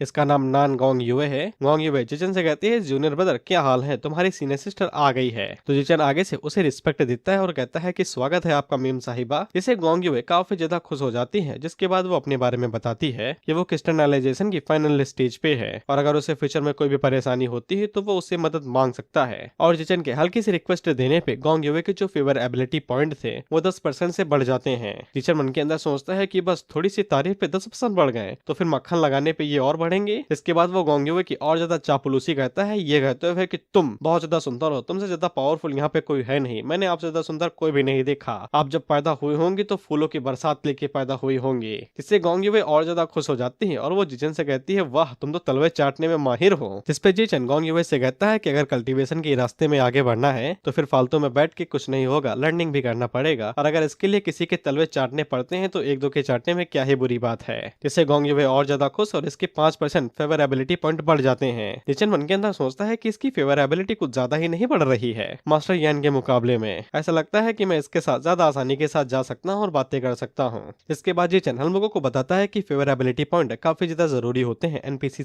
के मामले में। अलग अलग तरह के एनपीसी अलग अलग तरह के हिडन मिशन ट्रिगर करते हैं उनकी फेवरेबिलिटी के हिसाब से। इसके बाद हमें लंबा सा चार्ट दिखाया जाता है जिसके ऊपर लिखा हुआ था 1 से 10 पॉइंट फेमिलियर है, 11 से 20 कैजुअल है, 21 से 30 कंपोनियन, 31 से 40 क्लोज, 41 से 50 शेयर हार्ड, 51 से 60 इंटीमेट यानी कि कॉलेज वाले दोस्त के समान, 61 से 70 कॉन्जिनल लव जैसे कि भाई बहन, 71 से 80 यानी कि परफेक्ट यूनिसन एब्सोल्यूट सिंसियरिटी यानी कि फुल इज्जत। इसके बाद 80 से 90 यानी कि फुल भाईचारा ऑन टॉप जिन्हें मरने की 7 कसमें। इसके बाद 91 से 100 और यह आखिरी यानी कि 7 मरेंगे 7 जिएंगे आखिरी सांस तक। अगर अपोजिट जेंडर के एनपीसीज का फेवरेबिलिटी रेट कंजेनियल लव यानी कि 60 से 70 के बीच में पहुंच जाता है तो उनके बीच में फिजिकल इंटरकोर्स भी हो सकता है। आसान शब्दों में डुअल कल्टीवेशन जो उन्हें 2 कपल में बना सकता है शायद। और इसीलिए ये काफी ज्यादा टफ होता है कि तुम किसी एनपीसीज के साथ अपनी फेवरेबिलिटी को इतने हद तक बढ़ा पाओ। लेकिन ये जितना ज्यादा खूबसूरत दिखता है उतना काला भी है, क्योंकि जिचन ने अपने पिछले लाइफ में कुछ कपल्स को देखा था जो लग गए थे उनके बुरे वाले। खैर जिचन ने वहां पे मास्टर की पिल नहीं खाई थी तो इसकी बॉडी कमजोर हो गई थी और ये खून की उल्टियां करने लगता है। गोंग युवे उसे पूछती है तुम्हें क्या हुआ भाई? तो जिचन मन के अंदर सोचता है कि उसे ये चोट गोंग युवे किस वजह से मिली है और उसकी फेवरेबिलिटी इतनी जल्दी जल्दी बढ़ रही है तो फिर उसे मौके का फायदा उठाना चाहिए। शायद से वो गोंग युवे से भी कुछ ले सकता है। तो ये आगे से नौटंकी करते हुए कहता है कि आप जल्दी नहीं आए थे तो फिर मैं खुद ही यहाँ पे रेजिडेंट को ढूंढने के लिए चला गया और गलती से मास्टर के रूम में घुस गया, जिसके बाद उन्होंने मुझे बड़े प्यार से पेला। इस पे गोंग युवे ये वाली बात दिल पे ले लेती है और जिचन से कहती है कि तुम्हें मेरी वजह से चोट लगा क्योंकि काम जो मुझे दिया गया था वो मैं सही से नहीं कर पाई। और ये बताती है कि ये देरी से इसलिए आई क्योंकि ये रोमांस नॉवल पढ़ रही थी। इसके बाद ये भी अपने पास एक की रिफाइनिंग पिल बाहर निकालती है और उससे कहती है कि इसे जल्दी से खा लो। और जिचन मन के अंदर सोचता है कि बस यही चीज तो चाहिए थी। और गोंग युवे जिचन से कहती है कि ये मेरी ही गलती है कि मैं कुछ ज्यादा ही टाइम रोमांस नॉवल पढ़ने में लगा दिया और तुम्हें मास्टर की तरफ से मार पड़ी। तो फिर जिचन आगे से दोबारा चापलूसी करता है और इसकी चापलूसी गोंग युवे के ऊपर दोबारा काम करती है और उसकी फेवरेबिलिटी दोबारा 5 पॉइंट से बढ़ जाते हैं। इसके बाद गोंग युवे अपने पास से दोबारा एक आइटम बाहर निकालती है जो कि जेड पेंडेंट था। इस जेड पेंडेंट के बारे में जान लो, आगे काम आएगा कुछ चैप्टर्स के बाद में। ये भी स्पेशल ग्रेड का स्प्लिट गैदरिंग जेड पेंडेंट है। इसको लटकाने के बाद ये 10% का डिफेंस देगा, 5% तक हेड प्रोटेक्शन और 1% कॉम्बैक्ट पावर, और जो माना रिकवरी होगी वो 10% से बढ़ जाएगी। साथ ही में ये शील्ड की तरह ही काम करेगा जो बाकी टीममेट्स के ऊपर भी काम करेगा जो 3 मीटर के रेडियस के अंदर होंगे। गोंग युवे उससे कहती है कि ये इनाम समझ के अपनी पोटली के अंदर डाल लो। जिचन उससे कहता है कि ये जेड पेंडेंट काफी ज्यादा कमाल का है, क्या ये उसके किसी काम का नहीं है? जिसपे गोंग युवे उसे कहती है कि उसके पास और भी ऐसे कई सारे ट्रेजर है, उनके सामने ये कुछ भी नहीं है। और वो जिचन से कहते हैं कि चलो मैं तुम्हें तुम्हारा कमरा दिखा देती हूँ और तुम्हारे बेसिक बिगनर इक्विपमेंट दे देती हूँ। जिचन मन के अंदर सोचता है कि अच्छा हुआ कि वो यहाँ पे तलवे चाटने वाला बन गया, नहीं तो फिर उसे कभी भी सेक्टर के अंदर आने के बाद इतने सभी आइटम नहीं मिलते हैं। और जिचन आगे से बताता है कि इसीलिए तुम्हें एनपीसीज को ईट वेस्टलैंड के अंदर बिल्कुल वैसे ही ट्रीट करना पड़ता है जैसे कि वो असली इंसान हो, पूरे इमोशन के साथ में। लेकिन इन जिचन से किसी बेवकूफ को ही पता होगा कि इन सभी चीजों से कितना फायदा होता है। इसके बाद गोंग युवे जिचन को एक कमरे के अंदर लेके जाती है जहाँ पे अर्थ ग्रेड की स्प्लिट गैदरिंग फॉर्मेशन थी और वो जिचन से कहती है कि तुम यहाँ पे बैठ के इसकी स्पेशल एनर्जी को एब्जॉर्ब कर सकते हो जिससे तुम कल्टीवेशन जल्दी जल्दी कर पाओगे। वहीं पे गोंग युवे जिचन से कहती है कि उसके पास सिर्फ मिस्टिकल ग्रेड की स्प्लिट गैदरिंग फॉर्मेशन है जो उसके फादर के साइड पे है और उसे काफी ज्यादा जलन हो रही है। जिचन हम लोगों को बताता है कि नॉर्मल हालातों में जो नए प्लेयर्स होते हैं वो भी कल्टीवेट करते हैं ऑफलाइन जाने के बाद में, लेकिन उनकी जो कल्टीवेशन स्पीड होती है वो काफी ज्यादा धीरे होती है। लेकिन इस अर्थ ग्रेड की स्प्लिट गैदरिंग फॉर्मेशन की वजह से जिचन जब ऑफलाइन जाएगा तो फिर उसकी कल्टीवेशन स्पीड कम नहीं होगी और ये सब कुछ उसकी मास्टर की वजह से हो रहा है। जिसके बाद गोंग युवे जिचन से कहती है कि मेरा काम यहीं पे खत्म होता है, अब मैं चली, तुम अपना देख लेना। जिचन गोंग युवे को शुक्रिया कहता है इतनी सभी मदद के लिए, जिसके बाद वो चली जाती है। वहीं पे जिचन कल्टीवेट करने के लिए बैठ जाता है और वो हमको बताता है कि उसके इन्नेट टैलेंट की वजह से जो उसकी कंप्रीहेंसिव वैल्यू है और साथ ही में इस फॉर्मेशन की वजह से उसकी मेडिसिन स्पीड 50% से बढ़ चुकी है। इसलिए जिचन अगर यहाँ पे 10 मिनट तक बैठता है कल्टीवेट करने के लिए तो फिर उसके स्टेज के हिसाब से वो 3 घंटे बैठेगा। इसके बाद जिचन यहाँ से ऑफलाइन चला जाता है क्योंकि वो मास्टर से मिलने के लिए पास हो जाएगा। इसके बाद जिचन गेम से लॉग आउट करता है और रियल वर्ल्ड में वापस आ जाता है। फिर जिचन अपने फोन मोबाइल को चेक करता है तो फिर उसने जो गेम के अंदर प्लेयर से पैसे लिए थे वो उसके बैंक अकाउंट में आ गए थे जो रियल वर्ल्ड में थे, जिससे जिचन काफी ज्यादा खुश हो जाता है कि उसने सिर्फ 5 घंटों के अंदर 1.5 मिलियन युआन कमा लिए, यानी कि 16 लाख सिर्फ 5 घंटों में। जिससे जिचन काफी ज्यादा खुश हो जाता है कि कम से कम इतनी बुरी मौत मरने के बाद वो इतने तो पैसे कमा पा रहा है। जिसके बाद हम लोग क्रेजी बीच को देखते हैं जो कि बाइक चला के लेके आ रही थी और उसकी बाइक कुछ ज्यादा ही सेक्सी है। जिसके बाद ये सीधा जिचन से मिलने के लिए जा रहे थे और उसके घर को खटखटाती है। जिचन दरवाजा खोल के उसे देखता है और उसे घर के अंदर वेलकम करता है। क्रेजी बिच उसे पूछती है कि तुमने मुझे सुबह सुबह क्यों बुला लिया, पैसे दोबारा मत मांगना, नहीं हेलमेट से मुंह तोड़ दूंगी। जिचन उसे कहता है कि हमेशा पैसों की भूखी ही रहोगी, तुम मर जाओगे किसी दिन। इसके बाद क्रेजी बिच घर के अंदर घुसती है और वो जिचन से कहती है कि तुमने घर ये जो किराए पे लिया है इतना भी बुरा नहीं है। जिचन आगे से कहता है कि 5 से 6 हजार महीने रुपए दे भी तो रहा हूँ इसके। जिसके बाद क्रेजी बिच जिचन से कहती है कि अगर ऐसी बात है तो फिर मेरे जिम मेंबरशिप के पैसे। जिचन आगे से कहता है कि वो पैसे कौन से पैसे भाई, मुझे तो पता भी नहीं कि मैंने तुमसे पैसे कब लिए। क्रेजी बिच ये वाली बात सुनते ही जिचन को कॉलर से पकड़ती है और सीधा उसके ऊपर ही बैठ जाती है और उसे कहती है कि तुम इतने हरामी हो कि मुझसे पैसे लेने के बाद भूल ही गए, वो भी मेरे जिम के पैसे। और वो जिचन का टेटुआ दबाने लगती है तो इसकी सांसें फूलने लगती हैं और क्रेजी बिच उसे सैंडबैग बना के दबादब उसके ऊपर घुसे पे घुसे पेले रहती है। लेकिन तभी मशरूम कड़क हो जाता है। एक बार तो ये दोनों भी हैरान हो जाते हैं कि ये अचानक से मार्शमेलो हार्ड मेलो कैसे बन गया। इसके बाद क्रेजी बिच जिचन के ऊपर फिर से शुरू हो जाती है, ये कहते हुए कि हरामी मेरा फायदा उठा रहा है। जिचन के मुंह के ऊपर 3-4 घूंसे पड़ जाते हैं लेकिन वो कुछ आगे कर पाती कि उससे पहले ही वहाँ पे उसकी गेमिंग कॉकपिट डिलीवर हो जाती है और जिचन क्रेजी बिच से कहता है कि मैंने तुम्हारे पैसे वापस लौटा दिए हैं, तुम्हें गेमिंग पिट खरीद के जल्दी से ले लो जाके, नहीं तो मैं रिफंड कर दूंगा जो घूंसे मारे हैं उसके बदले में। इस पे क्रेजी बिच बड़े प्यार से कहती है कि वापस करने की क्या जरूरत है, इतनी मेहनत से मंगाया है, वापस करोगे तो मेहनत ही बर्बाद जाएगी ना, मैं रख लेती हूँ। ये गेमिंग कॉकपिट और कुछ नहीं बस गेमिंग चेयर ही है, बस स्क्रीन के साथ में और कीबोर्ड्स के साथ में। और जिचन क्रेजी बिच से कहता है कि अगर मैं ये तुम्हारे घर में भिजवा देता तो तुम्हारे डैडी से तोड़ देते, इसलिए तुम इसे मेरे घर में ही क्यों नहीं रखती हो, मैंने तुम्हारे लिए एक अलग रूम 6 कर दिया, तुम वहीं पे इसका इस्तेमाल कर सकती हो। जिससे क्रेजी बिच काफी ज्यादा खुश हो जाती है और वो जिचन से कहती है धन्यवाद भाई पैसे वापस करने के लिए, अब मैं इसकी फोटो खींचूंगा और अपने दोस्तों के बीच में वायरल करूंगी। जिचन मन के अंदर सोचता है इसका गुस्सा तो एक झटके के अंदर गायब हुआ, सही कहते हैं लोग कि पैसा छठा तत्व है, सारे दुख हर लेता है। क्योंकि जिचन का यहाँ का काम खत्म हो चुका था तो वो जल्दी से गेम के अंदर लॉग इन कर लेता है और गेम की दुनिया में आ जाता है, जहाँ पे मास्टर यान जिचन के सामने ही बैठी हुई थी और वो उससे कहते हैं कि तुम्हारी क्वालिफिकेशन काफी ज्यादा अच्छी है, मैंने किसी को भी नहीं देखा है कि वो 5 घंटों के अंदर ही ब्रेक थ्रू कर ले। जिचन आगे से कहता है कि ये बस उसी की देन दाया है, अगर वो ये यहाँ पे स्पेशल गैदरिंग अरे फॉर्मेशन ना रखती तो वो शायद से ब्रेक थ्रू ना कर पाता। इसके बाद वो आगे से कहता है कि अब वो की रिफाइनिंग इस इनिशियल स्टेज के अंदर फंस चुका है, अब उसे नहीं पता है कि वो कैसे ब्रेक थ्रू करेगा। जिचन हम लोगों को बताता है कि इस तरीके से ब्रेक थ्रू करने के लिए यहाँ पे स्पेशल एलेक्सियर की जरूरत पड़ती है, लेकिन जिचन यहाँ पे मास्टर यान के ट्रस्ट को टेस्ट करना चाहता है, इसलिए उसने मास्टर यान को अपनी समस्या बताई। अब वो बस इसी इंतजार में है कि क्या मास्टर उसे कोई एलेक्सियर देंगे ब्रेक थ्रू करने के लिए। लेकिन मास्टर यान के पास पैसा अंधा है भाई, वो अपने पास से एक की कंडेंसनिंग पिल बाहर निकालती है और उससे कहती है कि इसकी मदद से तुम ब्रेक थ्रू कर पाओगे। जिचन भिखारियों की तरह हाथ आगे बढ़ाता है और शुक्रिया कहने ही वाला था, ये सोचते हुए कि ये एलेक्सियर टॉप सेक्टर के पास ही होता है, लेकिन मास्टर एलेक्सियर देने से पहले उससे कहते हैं कि तुम्हारे पास टैलेंट तो काफी ज्यादा है, लेकिन मेरी एक बात तुम समझ लो कि एक सच में शक्तिशाली इंसान सिर्फ हाई कल्टीवेशन टैलेंट ही नहीं रखता है, बल्कि उसके पास कई सारे बैटल्स का एक्सपीरियंस भी होना चाहिए। जिचन हम लोगों को बताता है कि मास्टर यान के कहने का मतलब यही है कि जो फ्लावर ग्रीन हाउस के अंदर पलते हैं वो रूखी बंजर जमीन के ऊपर कभी भी उग नहीं पाएंगे, इसलिए वो सभी पेड़ जो तेज तूफान के अंदर भी सर्वाइव कर लेते हैं उनकी उम्र लंबी हो जाती है। हालांकि जिचन ने पहले अपनी पिछली लाइफ में कई सारी चीजें झेल ली हैं, तो फिर इस लाइफ के अंदर उसके पास अच्छा खासा एक्सपीरियंस है कि पैसे और इक्विपमेंट का इस्तेमाल कैसे करना है और कैसे किसी को फुद्दू बनाना है। मास्टर यान जिचन से कहती है कि मैंने जितना सोचा था तुम उससे ज्यादा बड़े हो। जिसके बाद वो जिचन को वो पिल दे देती है और साथ ही में मास्टर यान की फेवरेबिलिटी 5 पॉइंट से बढ़ जाती है। जिचन के मन के अंदर लड्डू फूटने लगते हैं और वो मन के अंदर सोचता है कि अगर वो इसी तरीके से यहाँ पे मास्टर यान की फेवरेबिलिटी पॉइंट बढ़ाता रहा तो फिर डुअल कल्टीवेशन दूर नहीं है। लेकिन वो बाद में खुद को समझाते हुए कहता है कि ताकतवर शॉर्ट कल्टीवेटर प्यार मोहब्बत के चक्कर में नहीं पड़ते हैं। लेकिन मास्टर यान जिचन को फिर भी पिल नहीं देती है और उससे कहती है कि पिल लेने से पहले तुम्हें मिशन हॉल के अंदर जाना पड़ेगा और वहाँ पे की रिफाइनिंग स्टेज के डिफिकल्टी वाला कोई मिशन चूज करना पड़ेगा,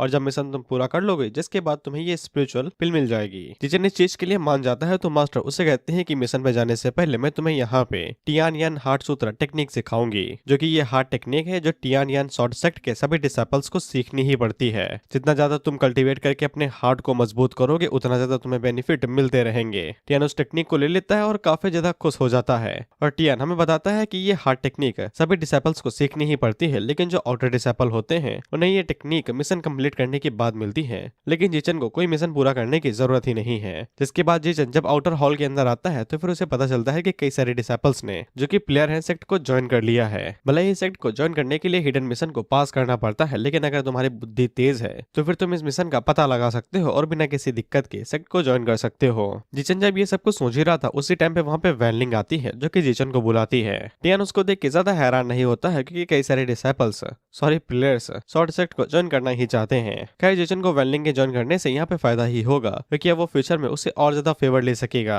जिचन वैंगलिंग के साथ ज्यादा बातें नहीं करता है क्योंकि उसे मिशन में जाना था और वो जल्दी ही वहां से चला जाता है। जिचन इस चीज से हैरान होती है कि वो तो उससे बात ही नहीं कर रहा है, जिसपे उसके साथी कहते हैं कि हैंडसम लड़के बहुत ज्यादा हरामी होते हैं, इतनी आसानी से तुम उसका पीछा नहीं कर पाओगी। वैंगलिंग उससे कहती है जमान संभाल के, तुम्हें क्या लगता है कि मैं उसके पीछे घूम रही हूँ। जिसके बाद अगला सीन मिशन हॉल का होता है जहाँ हम लोग जिचन को देखते हैं, जहाँ पे जिचन हाथ सूत्रा टेक्निक को पढ़ने की कोशिश कर रहा था। उसी टाइम पे मिशन हॉल वाली एनपीसी अगले बंदे को बुलाती है तो जिचन आगे जाता है क्योंकि उसी का नंबर था। जिचन आगे बढ़ के उस लड़के को ग्रीट करता है तो वो लड़की उससे कहती है कि कोई भी मिशन चूज कर लो लेकिन अपनी कैपेसिटी के हिसाब से ही चूज करना। जिचन बताता है कि यहाँ पे सबसे सरल मिशन मॉर्टल हर्ब्स को कलेक्ट करना है एक्सपीरियंस पॉइंट कलेक्ट करने के लिए, लेकिन इसके अलावा और कुछ भी नहीं है और टाइम की वेस्ट ही होगी। उसे आगे की मिशन बहुत ही ज्यादा हार्डर नहीं है लेकिन बस थोड़े से ही है, जहाँ पे तुम्हें मॉन्स्टर्स को हंट करना पड़ेगा। अगर तुम की रिफाइनिंग पे हो तो ये कोई बड़ी बात नहीं है, इससे तुम्हें कॉम्बैक्ट एक्सपीरियंस मिलेंगे। और सबसे ऊपर जो सबसे स्पेशल मिशन है जिसकी डिफिकल्टी हेल लेवल की है, क्योंकि इस मिशन को पूरा करने के लिए फेंगू सिटी जाना पड़ेगा और जिचन उसी मिशन को ही चूज करता है। जिचन ने इस स्पेशल मिशन को इसलिए चूज किया है क्योंकि उसने पहले ही टियान यान आठ सूत्रा टेक्निक सीख ली है, जिससे उसके फाइटिंग एबिलिट्यूड्स 5% से ऊपर रह चुके हैं और वो पहले से ही फेंगू सिटी से मिला हुआ है, तो फिर उसे वहां पे जाने में कोई भी दिक्कत नहीं है। जिचन जब उस मिशन को चेक करता है तो फिर उसे पता चलता है कि ये मिशन सॉर्ड सेक्ट के डिसेपल के बारे में है जिसका नाम जैंग हाई है। इसे सेक्ट के बाहर ही मार दिया गया था और ये सिगरेट टेक्निक लेके जा रहा था। मिशन को पूरा करने के लिए यहाँ पे जिचन को उस बंदे को ढूंढना पड़ेगा जिसने जैंग हाई को मारा है और उस टेक्निक को वापस लाना पड़ेगा। इसके बदले में उसे 100 स्पेशल स्टोन मिलेंगे लो ग्रेड के 100 सेक्ट मेरिट पॉइंट और एक अपर ग्रेड की कंडेंसनिंग पिल और एक स्पिरिचुअल ग्रेड की मार्शल आर्ट स्किल और साथ ही में एक हिडन रिवॉर्ड भी है। वो लड़की जिचन से कहती है कि ये मिशन काफी ज्यादा कठिन है, क्या तुम सच में ये लेना चाहते हो? जिस इंसान ने जैंग हाई को मारा था वो की रिफाइनिंग की लास्ट स्टेज पे था जो तुमसे काफी ज्यादा हाई लेवल पे है। लेकिन जिचन उस लड़की से कहता है कि याद दिलाने के लिए शुक्रिया, लेकिन वो यही मिशन लेने वाला है। सभी लोग जिचन के बारे में ही बात करने लगते हैं कि ये की रिफाइनिंग की इनिशियल स्टेज पे है,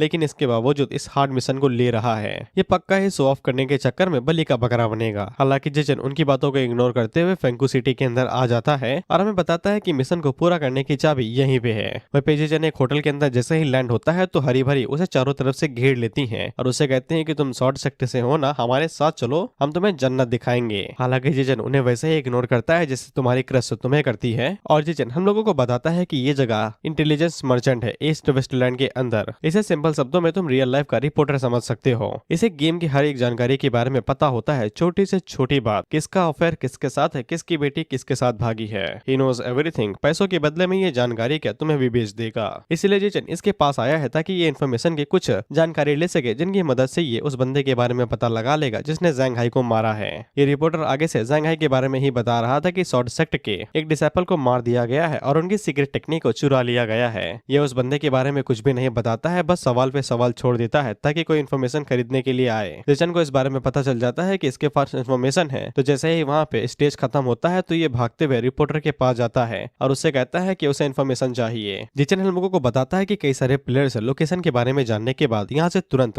लोकेशन के लिए निकल लेते हैं, लेकिन जिचन को यहाँ पे गेम के तरीकों के बारे में पहले से ही पता है, इसीलिए अगर उसे और ज्यादा इन्फॉर्मेशन चाहिए तो फिर थोड़ा सा पैसा फूकना पड़ेगा। लेकिन ये रिपोर्टर पैसों का भूखा है और ये तुम्हें हर चीज के बारे में बता देगा। रिपोर्टर जिचन से कहता है कि अगर इन्फॉर्मेशन चाहिए तो माल लगेगा। जिचन आगे से पैसों की पोटली निकालता है और उस बंदे को दे देता है, तो वो बंदा आगे से बताता है कि जैंग हाई को मारने वाला जू हाओ है। अगर तुम उस कमीने को ढूंढना चाहते हो तो वो तुम्हें हाउसी गली में मिल जाएगा। रिपोर्टर जिचन से कहता है कि थोड़ी सी इन्फॉर्मेशन और है, लेकिन ये इस बात के ऊपर डिपेंड करती है कि तुम थोड़े से पैसे और देना चाहोगे या नहीं। जिचन आगे से कहता है कि पैसे क्या, आप मेरी जान लीजिए, इन्फॉर्मेशन बताइए। जिस पर रिपोर्टर उसे कहता है कि तुम इतने ही दिलदार हो तो फिर मैं तुम्हें थोड़ी सी और इन्फॉर्मेशन देता हूँ। जाओ हाओ जो कि एक रफ कल्टीवेटर है और वो की रिफाइनिंग की फाइनल स्टेज पे है, लेकिन जैंग हाई को मारने के लिए वो अकेले नहीं गया था, वो अपने बड़े भाई को भी लेके गया था जिसका नाम जाओ सेन है और वो बंदा फाउंडेशन स्टेज का कल्टीवेटर है, तो सावधान रहना कहीं वो तुम्हें निपटा ना दे। जिसके बाद अगला सीन हाउसी गली का होता है जहाँ पे हम किसी को एंजॉय करते हुए देखते हैं, जीटी का स्ट्रिप क्लब समझो।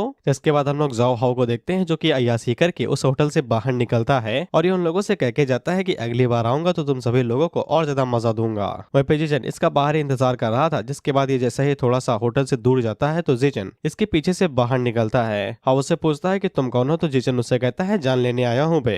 जाओ आगे से कहता है कि देखो तो शॉर्ट सेट की तरफ से इनिशियल स्टेज का कल्टीवेटर आया है बदला लेने के लिए। जिसके बाद वो जिचन के ऊपर अटैक कर देता है ये कहते हुए कि जीके थक गए हो क्या, लेकिन जिचन उसके अटैक को मक्खन की तरह डॉज कर लेता है। तो फिर हाउ हैरान तो होता है, लेकिन वो जल्दी से घूम के शॉट को बाहर निकाल निकालता है और स्पिन अटैक करता है। जीजन इस अटैक को भी डॉज कर लेता है और आगे से काउंटर अटैक करते हुए उसे पीछे ढकेल देता है। हाउ उसे पूछता है कि ये नामुमकिन है, तुम की रिफाइनिंग की इनिशियल स्टेज पे हो, तुम्हारे पास इतनी स्ट्रेंथ कैसे है। जीजन आगे से भाई उसे डोमिनेट करने के लिए कहता है कि ये बात नहीं है कि मैं शक्तिशाली हूँ, बल्कि साले तू कमजोर है, बल्कि हमें तो जीजन की असली ताकत के अंदाजा है ही है, सब कुछ बस उसकी स्ट्रेंथ मैक्स होने की वजह से है। लेकिन हाउ आगे से हार नहीं मानता है, जिसके बाद वो आगे से विंड सेबर स्लैश का इस्तेमाल करता है, जिससे उसकी शॉट का साइज बढ़ जाता है और वो जीजन के ऊपर एक ताकतवर स्लैश मारता है। हालांकि जीजन आगे से गोंग यूए के जेट पेंडेंट का इस्तेमाल करते हुए स्प्रिट शील्ड का इस्तेमाल करता है और उस स्लैश को आसानी के साथ रोक लेता है, जिससे जीजन को यकीन हो जाता है कि गोंग यूए के दिए हुए वेपन्स कोई मजाक नहीं है। हाउ जीजन से कहता है कि तुम ऐसा लगता है कि सेक्ट के फेवरेट हो, तो भाई तुम्हारे पास इतने सभी ट्रेजर्स हैं, ये सब कुछ मेरे हवाले कर दो तो फिर मैं तुम्हारी जान बख्श दूंगा। जीजन आगे से कहता है गधे ले लेना, मांग क्यों रहा है, छीन ले मुझसे।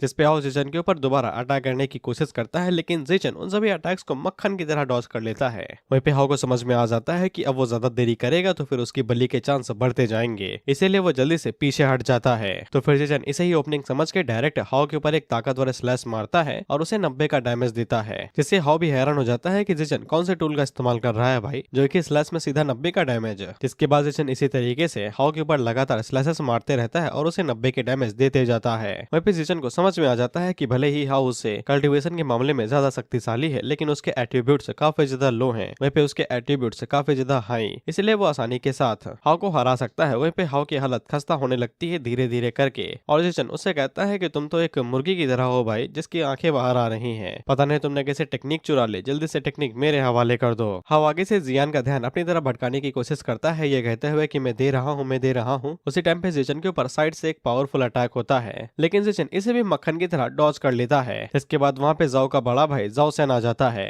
और हाउ जीजन से कहता है कि देख बच्चे, अब तेरी हालत खराब है, मेरा भाई यहाँ पे आ गया है, अब वो तुझसे बदला लेगा मेरा। ये जाओ हाउ का बड़ा भाई है जाओ सेन, और ये फाउंडेशन स्टेज पे है। वहीं पे जाओ सेन उसे कहता है कि मैंने बोला था कि माउंटेन पे रहो, अय्यासी करने की जरूरत नहीं है, अगर मैं ध्यान न देता तब तक तुम्हारी यहाँ पे बल्ली चढ़ चुकी होती। जिसपे हाउ अपने भाई से कहता है कि मेरी गलती थोड़ी ना है, मैं तो अय्यासी के लिए निकला था, मुझे क्या पता था कि ये मेरे ऊपर अटैक कर देगा, अब आपको मेरा बदला लेना ही पड़ेगा। जिसपे जाओ सेन पीछे मुड़ता है और जीजन से कहता है कि अगर तुम वो स्प्रिट शील्ड यानी जेट पेंडेंट मुझे दे दोगे तो फिर मैं तुम्हारी बॉडी पूरी छोड़ दूंगा, और मुझे पता नहीं भाई मारने के बाद बॉडी पूरी छोड़ने का क्या लॉजिक है, क्या मैं उसे अपने साथ लेके जाऊंगा। हालांकि जीजन उसकी बातों को वैसे ही इग्नोर करता है जिससे हम स्कूल का होमवर्क। वहीं पे हाउ अपने पास से एक पिल बाहर निकालता है जिससे वो अपने स्टेमिना को रिकवर कर सके, और ये जैसे ही पिल खाने वाला था तो जीजन इसके ऊपर क्रिटिकल हिट मारता है और इसकी गर्दन काट देता है, जिससे हाउ का गला कट जाता है और ज्यादा खून बहने की वजह से ये टे बोल जाता है। जिससे जाओ सन जीजन की तरफ देखता है तो जीजन उसे कहता है ऐसा लगता है तुम्हारे भाई को पता नहीं है कि जब भी विलेन से ज्यादा बोलते हैं तो वो पेले जाते हैं, और वो उसे कहता है कि वैसे भी मेरा टारगेट तुम दोनों थे ना कि वो,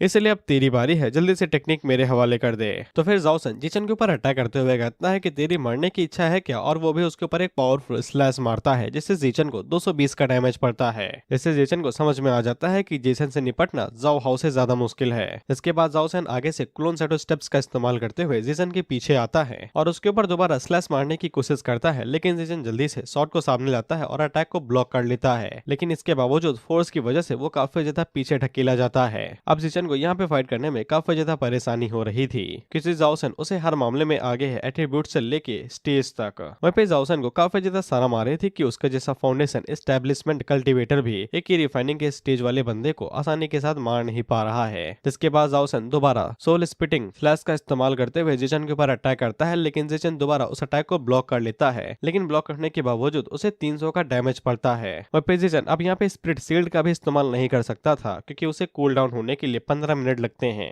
इसलिए जीजन को यहाँ पे डायरेक्ट स्लैशेस को डायरेक्ट ब्लॉक करना पड़ रहा है। लेकिन जीजन भी यहाँ पे शैडो स्टेप्स का इस्तेमाल कर सकता था जो कि 10 सेकंड के अंदर वो बार बार यूज कर पाएगा, लेकिन परेशानी ये थी कि जाओसन को भी क्लोन शैडो स्टेप्स आते हैं और जीजन जैसे जैसे उसके पीछे जाता तो जाओसन उसका पीछा करने लगता है। इसके बाद जाओसन वहाँ पे अपनी आफ्टर इमेज बना लेता है और जीजन को बीच में ही घेर लेता है। जीजन ने अपनी पिछली लाइफ में ऐसी टेक्निक्स को काफी ज्यादा एक्सपीरियंस किया है, इसलिए उसे पता है कि अगर वो थोड़ा सा फोकस लगाए और बॉडी को अच्छे से देखे तो फिर उसे असली और नकली बॉडी के बीच में अंतर पता चल जाएगा। जैसे कि बीच वाला जाओसन क्योंकि उसकी आंखें पूरी तरीके से रियल है, वहीं पे अगल बगल के जो शैडो क्लोन्स हैं उनकी आंखें सोललेस हैं बिल्कुल, और अगर तुमने इतना ध्यान लगा लिया तो फिर तुम जीत गए। जिसके बाद जीजन जाओसन के सीने के ऊपर अटैक करता है और वहाँ पे अपनी शॉट घुसा देता है जिससे उसे 50 का डैमेज पड़ता है, लेकिन साथ ही में जीजन यहाँ पे पेनिट्रेशन इफेक्ट को भी एक्टिवेट कर देता है, यानी कि 5 सेकंड के अंदर इसे लगातार डैमेज लगता ही रहेगा। जीजन आगे से इसे बताता है कि पेनिट्रेशन स्किल काफी ज्यादा कमाल की है। लो लेवल के अपोनेंट्स के लिए ये लगातार उनकी एचपी को कम करता ही रहेगा एक स्ट्राइक के बाद। जिचेन दोबारा थोड़ी सी स्ट्राइक बढ़ाता है तो फिर इस बार जाओसेन को 110 का डैमेज पड़ता है, लेकिन तभी जाओसेन अपनी पावर को रिलीज करता है, जिसके बाद वो जीचेन के ऊपर अटैक करते हुए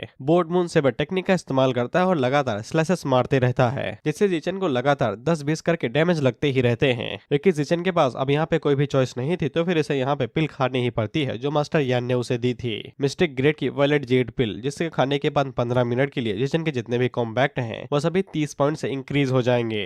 जीचेन जैसे ही वहाँ पे मिस्टिक ग्रेड की पिल को खाता है तो फिर उसकी बॉडी एक झटके के अंदर रिकवर हो जाती है और उसका स्टेमिना भी रिकवर हो जाता है। बाकी पॉइंट्स बड़े हैं वो बताने की जरूरत नहीं है, लेकिन जाओसेन को इससे ज्यादा फर्क नहीं पड़ता है और वो जीचेन से कहता है तुम्हें क्या लगता है कि एक पिल खाने से तुम मुझसे बच जाओगे, जिसके बाद वो दोबारा टेक्निक का इस्तेमाल करता है और जीचेन के ऊपर अटैक कर देता है। इसे अभी भी लग रहा था कि जीचेन की हेल्थ लो पे है, हालांकि जब इसे दिखाई देता है कि जीचेन की हेल्थ रिकवर हो गई है तो इसकी आंखें बाहर आ जाती हैं, क्योंकि अब इसके अटैक का कोई असर ही नहीं हो रहा था। और ये जीचेन से कहता है ऐसा लगता है कि तुमने जो एलेक्सियर खाया है वो कोई नॉर्मल एलेक्सियर नहीं था, मुझे पता नहीं कि तुम्हारे पास इतने सभी ट्रेजर्स कैसे हैं, पर तुम्हें क्या लगता है कि तुम उनके ऊपर कब तक निर्भर रह पाओगे। जिसपे जीचेन उसे कहता है कि इसीलिए तो मुझे ये सब कुछ जल्दी खत्म करना पड़ेगा, और वो जाओसेन के ऊपर एक ताकतवर स्लैश मारता है जिससे उसको 180 का डैमेज लगता है। जीचेन उसे कहता है कि मुझे बस तुम्हें एलेक्सियर के खत्म होने से पहले ही मार देना है। वहीं पे जाओसेन को समझ में नहीं आता है कि जीचेन अचानक से इतना शक्तिशाली कैसे हो गया, और उसको बस इतना ही काम करना था कि उसे तब तक खुद को डिफेंड करना था जब तक एलेक्सियर खत्म नहीं हो जाता है। लेकिन सवाल ये था क्या जाओसेन ये सब कुछ कर भी सकता है, क्योंकि जीचेन जैसे जैसे यहाँ पे स्वॉर्ड स्किल अपनी बढ़ाते जा रहा था वैसे वैसे स्वॉर्ड मास्टर से बढ़ती जा रही थी और उसका स्वॉर्ड इंटेंट लगातार बढ़ते जा रहा था, जिससे उसे स्वॉर्ड मास्टरशिप में 5 एट्रीब्यूट्स मिलते हैं। वहीं पे जाओसेन की अब धीरे धीरे करके हालत खराब होने लगती है, क्योंकि उसे 100 से नीचे डैमेज नहीं पड़ रहा था। वहीं पे जाओसेन को समझ में आ जाता है कि जीचेन यहाँ पे स्वॉर्ड सेट के लिए काफी ज्यादा जरूरी होगा, अगर वो उसको यहाँ से जाने देगा तो वो लोग बदला लेने के लिए भी आ सकते हैं। इसीलिए वो आगे से सोल चेस का इस्तेमाल करते हुए जीचेन के ऊपर एक पावरफुल अटैक करता है, तो जीचेन आगे से शैडो स्टेप का इस्तेमाल करते हुए उसे डॉज कर लेता है, जिसके बाद जीचेन जाओसेन को पता लगने से पहले ही उसके पास जाता है और एक ताकतवर स्लैश मार के उसका गला काट देता है, जिससे जाओसेन को 400 का डैमेज पड़ता है और वो वहीं पे ढेर हो जाता है। जिसके के साथ जीचेन यहाँ पे हेल लेवल की डिफिकल्टी को भी मिशन पूरा कर लेता है। जीचेन यही सोचता है कि मिशन को पूरा करने के बाद अगर उसे जो भी लूट लेनी है तो फिर उसे मिशन को सबसे पहले सबमिट करना पड़ेगा मिशन हॉल के अंदर। जिसके बाद हम लोग जीचेन को फेंकू सिटी के अंदर देखते हैं, जहाँ पे ये स्वॉर्ड सेक्टर वापस पहुंचने से पहले मास्टर यान के लिए एक गिफ्ट लेना चाहता था ताकि फेवरेबिलिटी बढ़ा सके। जीचेन यही सोच रहा था कि उसे जो गिफ्ट लेना पड़ेगा वो काफी ज्यादा सोच समझ के लेना पड़ेगा, और वो मास्टर यान के बारे में सोचते हुए बताता है कि उसकी मास्टर ट्रेडिशनल वर्ल्ड से जुड़ी हुई है, तो फिर उसे कुछ ऐसा खरीदना पड़ेगा जो ट्रेडिशन से जुड़ा हो, जिससे वो उनकी फेवरेबिलिटी को बढ़ा सके। इसलिए जीचेन फैसला करता है कि वो औरतों को वही चीज देगा जो उनके लिए सबसे बेहतर रहती है, यानी कि हेयर पिन। जिसके बाद जीचेन भागते हुए मिशन हॉल पे जाता है और वहाँ की लड़की को बताता है कि उसने मिशन पूरा कर लिया है। वो लड़की भी हैरान होती है कि जीचेन ने हेल लेवल की डिफिकल्टी मिशन को आसानी के साथ पूरा कर लिया। वहीं पे जो भी लौंडे उसका मजाक उड़ा रहे थे वो भी देख के हैरान हो जाते हैं कि जीचेन यहाँ पे हेल लेवल की मिशन को भी पूरा कर सकता है, जबकि वो सिर्फ की रिफाइनिंग की फाइनल फेज पे है। वो लड़की जीचेन से कहती है कि वो पक्का इनर हॉल का कोई फेवरेट बंदा ही होगा, कोई इलाइट है, इसलिए उसके आगे का फ्यूचर और भी ज्यादा कमाल का है। जिसके बाद वो जीचेन को उसके रिवॉर्ड देती है, ये कहते हुए कि इनको अच्छे से इस्तेमाल करना। जीचेन उन सभी रिवॉर्ड्स को पोटली के अंदर धर लेता है और उनसे कहता है शुक्रिया। जिसके बाद सभी लोग जीचेन को चारों तरफ से घेर लेते हैं और उसे कहते हैं कि अगर तुम्हारे पास कोई गिल्ड नहीं है तो फिर तुम हमारे गिल्ड को ज्वाइन कर सकते हो। और एक लड़की उसे कहती है कि तुम काफी ज्यादा हैंडसम हो, अगर तुम मेरे साथ रहना चाहो तो फिर रह सकते हो। जीचेन उन लोगों को ठेंगा दिखाता है और उनसे कहता है कि मैं तो चला, तुम लोग भाड़ में जाओ, और वो भागते हुए वहां से भाग लेता है। वहीं पे जैसे ही वो स्वॉर्ड सेक्टर के अंदर घुसता है तो फिर बाहर के डिसेपल उसे रोक लेते हैं, ये कहते हुए कि तुम किसी भी इनर सेक्टर के डिसेपल को परेशान नहीं कर सकते हो।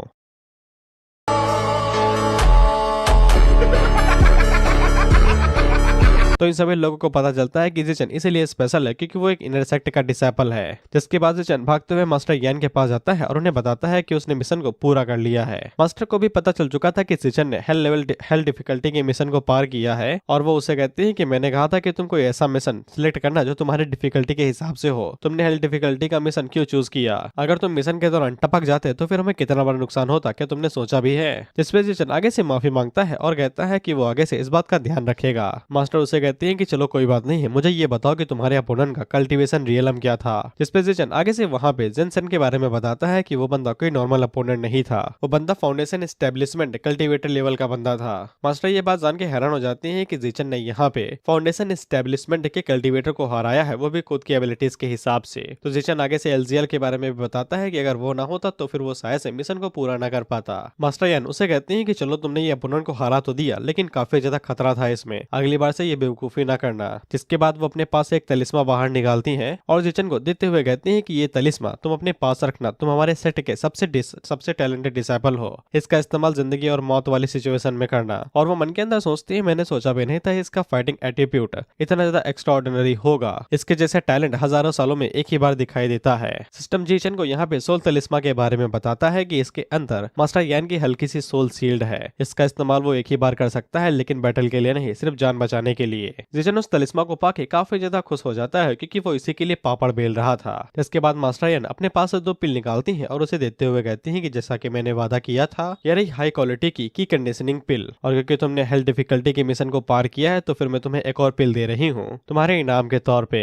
जिचन और भी ज्यादा खुश क्योंकि उसे यही सब कुछ तो चाहिए, और क्या चाहिए जिंदगी में। इसके बाद मास्टर यान वहां से जा ही रही थी ये कहते हुए कि तुम लाइब्रेरी के अंदर जाके कई सारे स्क्रिप्चर पढ़ सकते हो, लेकिन जिचन मास्टर यान को वहां पे रोकता है। तो वो उसे पूछते हैं कि और कुछ भी कहना है क्या। तो जिचन आगे से कहता है कि वो यहाँ पे उसके लिए एक गिफ्ट लेके आया है, वो कोई महंगी हेयर पिन तो अफोर्ड नहीं कर सकता है, लेकिन वो एक नॉर्मल सी लेके आया है और वो उम्मीद करता है कि मास्टर यान को ये पसंद आए। मास्टर यान उस पिन को रख लेती है और उससे कहते हैं कि फालतू का टाइम वेस्ट ना करो और कल्टीवेशन के अंदर थोड़ी सी भी लैकिंग न करना। जिचन मास्टर यान के रिएक्शन को देख के काफी ज्यादा हैरान हो जाता है कि उन्होंने हेयर पिन भी ले ली और कोई रिएक्शन भी नहीं दिया, क्या उन्हें ये पसंद नहीं आया। लेकिन तभी उसके पास नोटिफिकेशन आता है जहाँ पे मास्टर यान की फेवरेबिलिटी 5 पॉइंट से बढ़ गई थी, यानी कि उन्हें हेयर पिन पसंद आई और वो काफी ज्यादा खुश हो जाता है। और जिचन को लगता है कि अगर वो इसी तरीके से काम करता रहा तो फिर वो काफी अच्छे से गुडविल ले लेगा मास्टर यान की। उसी टाइम पे जिचन को सामने की तरफ से एक तगड़ा धमाका दिखाई देता है तो वो भागते हुए उस तरफ जाने लगता है। इसके बाद हम लोग देखते हैं कि ये और कोई नहीं एल्ड्रिक टी कियान थे, जो कि यहाँ पे इंटरनल यूथ पिल बनाने की कोशिश कर रहे हैं और ये हर बार फेल ही हो रहे हैं। इसके बाद एल्ड्रियन अपने सामने खड़े हुए लोगों से कहते हैं कि वो स्वॉर्ड सेक्ट के 12 एल्डर हैं और वो यहाँ पे एक एलेक्सियर डिफाइन करने की कोशिश कर रहे हैं और उन्हें कुछ हर्ब्स की जरूरत है, क्या कोई उनकी मदद करना चाहेगा।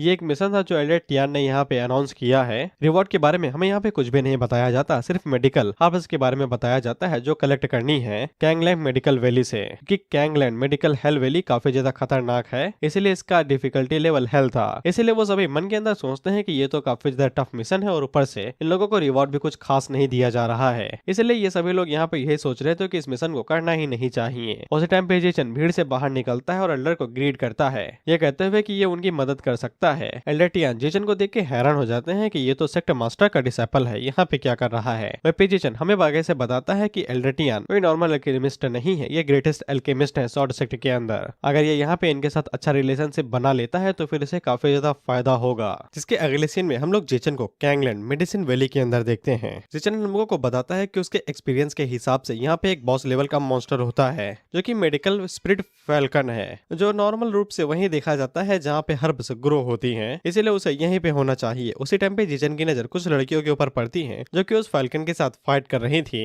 ये पूरा एक गिल्ड था जो कि एक साथ उस फैल्कन के साथ फाइट करने की कोशिश कर रहा था और इन लोगों ने सक्सेसफुली उस फैल्कन की आधी एचपी खा ली थी। लेकिन इसके बाद ये फैल्कन अपना जलवा दिखाता है और उनकी एक एक करके बचाने लगता है। जिचन मन के अंदर सोचता है कि इतने सारे प्लेयर्स होने के बावजूद ये एक फैल्कन को नहीं पकड़ पा रहे हैं, इन्हें तो नूब होने का धप्पा दे देना चाहिए। और उसे अच्छे से पता था कि एक झटके के अंदर फैल्कन के हाथों मारे ही जाएंगे, इसलिए वो मन के अंदर सोचता है कि इनके साथ नेगोशिएट कर लेता हूँ, शायद से फायदा निकल आए। इसके बाद जिचन जब उनके थोड़ा सा पास पहुंचता है तो फिर हमें पता चलता है कि ये लोग वैंग लैंग के ही लोग हैं। जिचन उन लोगों से कहता है कि तुम लोगों को अगर इस फैल्कन को संभालने में इतनी सभी दिक्कतें हो रही हैं तो फिर क्या तुम लोग इस फैल्कन को मेरे साथ निपटने के लिए छोड़ सकते हो। जिचन जैसे ही वैंगलिंग को देखता है तो वो मन के अंदर सोचता है कि इसे तो और ज्यादा इजी हो जाना चाहिए। अब उसी टाइम पे वहाँ पे एक लड़की आती है जिसके पास स्किन है, यानी कि ये पैसों वाली है भाई, और ये वैंगलिंग से पूछती है क्या तुम इस लड़के को जानते हो। जिसपे वैंगलिंग उसे बताती है कि ये वही लड़का है जिसके बारे में हमने तुम्हें पहले बताया था, इसने उस जंगली सुअर को मारा था विगनर विलेज के अंदर और पूरे सर्वर के अंदर इसी का नाम बोल वाला हुआ था। यहाँ तक कि ब्लैक स्मिथ से इन्फॉर्मेशन लेना भी इसी की ही जानकारी की वजह से हो पाया था। वहाँ पे इस लड़की की बुद्धि कुछ ज्यादा ही तेज चल रही थी तो ये अनुमान लगा लेती है कि जिचन यहाँ पे इस बॉस को पकड़ने के लिए इसलिए आया है ताकि इसे टियानन हार्ट सूत्रा मिल सके।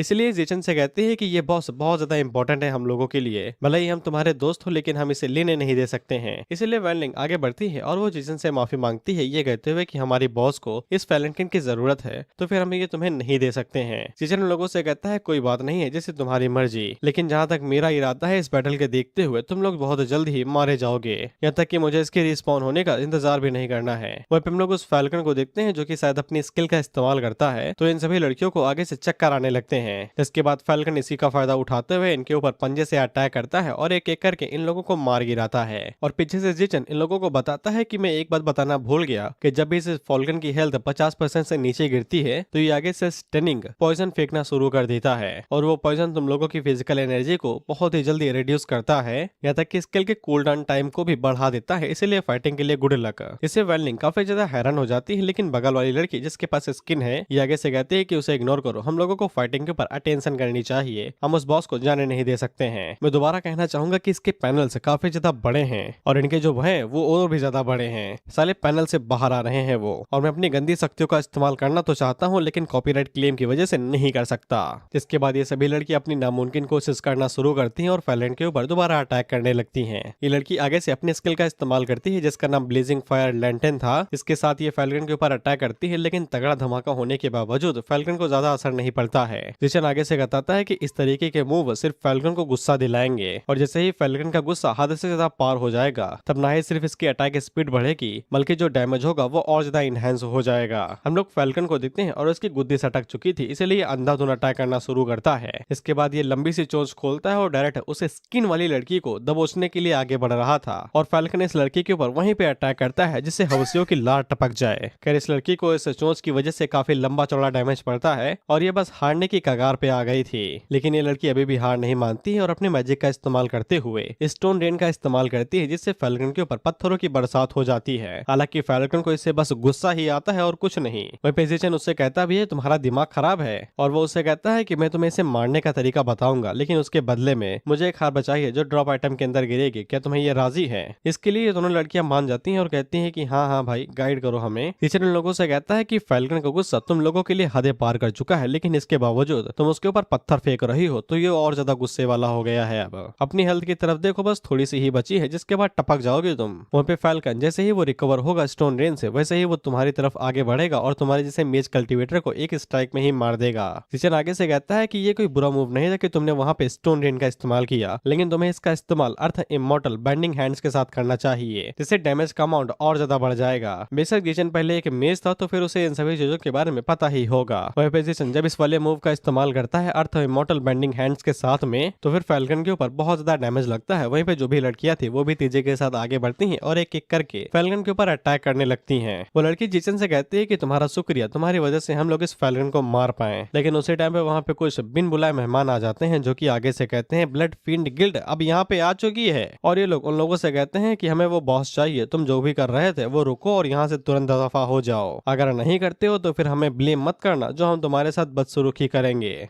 वैंगलिंग उस लड़की से पूछती है कि अब उन लोगों को क्या करना चाहिए। Blood field guild gaming circle के अंदर काफी ज्यादा फेमस गिल्ड है, उन लोगों के पास इतने काफी लोग नहीं है कि उनके खिलाफ वो लोग फाइट कर सके, लेकिन वो स्किन वाले लड़की आगे से कहती है कि हम उनके साथ फाइट करेंगे, भले ही हम लोग हारे जाए, लेकिन इसके बावजूद हम उन्हें टफ टाइम देंगे, हम उन्हें दिखा देंगे कि हमारे अंदर भी फाइटिंग स्पिरिट है। हम लोग अपने गिल्ड का नाम यहाँ पे डूबने नहीं दे सकते हैं। इनके गिल्ड का नाम मून शैडो गिल्ड है। वैसे ये लोग अपने गौरव के लिए लड़ेंगे, यानी कि प्राइड। मुझे हिंदी शब्द नहीं इस्तेमाल करने चाहिए, लेकिन उसी टाइम पे फैल्कन भैया भी उठ के खड़े हो जाते हैं फाइट करने के लिए रेडी, और इस लड़की को समझ में आ जाता है कि ये दोनों साइडों पे फाइट नहीं कर सकते हैं, सिर्फ एक ही साइड के ऊपर फोकस कर पाएंगे। इसीलिए जेचन उस लड़की से कहता है कि मैं तुम्हारी मदद कर सकता हूँ, मैं इस फैल्कन के साथ निपट सकता हूँ, और जब चीजें पूरी तरीके से शांत हो जाएंगी तब मैं कुछ ड्रॉप आइटम्स में से एक इक्विपमेंट ले लूंगा, तुम्हें कोई दिक्कत तो नहीं है। वो लड़की जेसन से कहती है क्या सच में? वैंगलिन जेसन से कहती है कि मैं कुछ लोगों को यहाँ पे रहने के लिए बोल देता हूँ जो तुम्हारी मदद करेंगे फैल्कन से निपटने में, लेकिन जेचन फैल्कन की तरफ भागते हुए चला जाता है, ये कहते हुए कि तुम लोग जाके उस गिल्ड के साथ फाइट करो और इस पंछी को मेरे हवाले छोड़ दो, इसकी उड़ान तो मैं अकेले ही भर दूंगा। वहीं पे ब्लड फील्ड गिल्ड का लीडर आगे से चिल्लाते हुए कहता है कि वाह,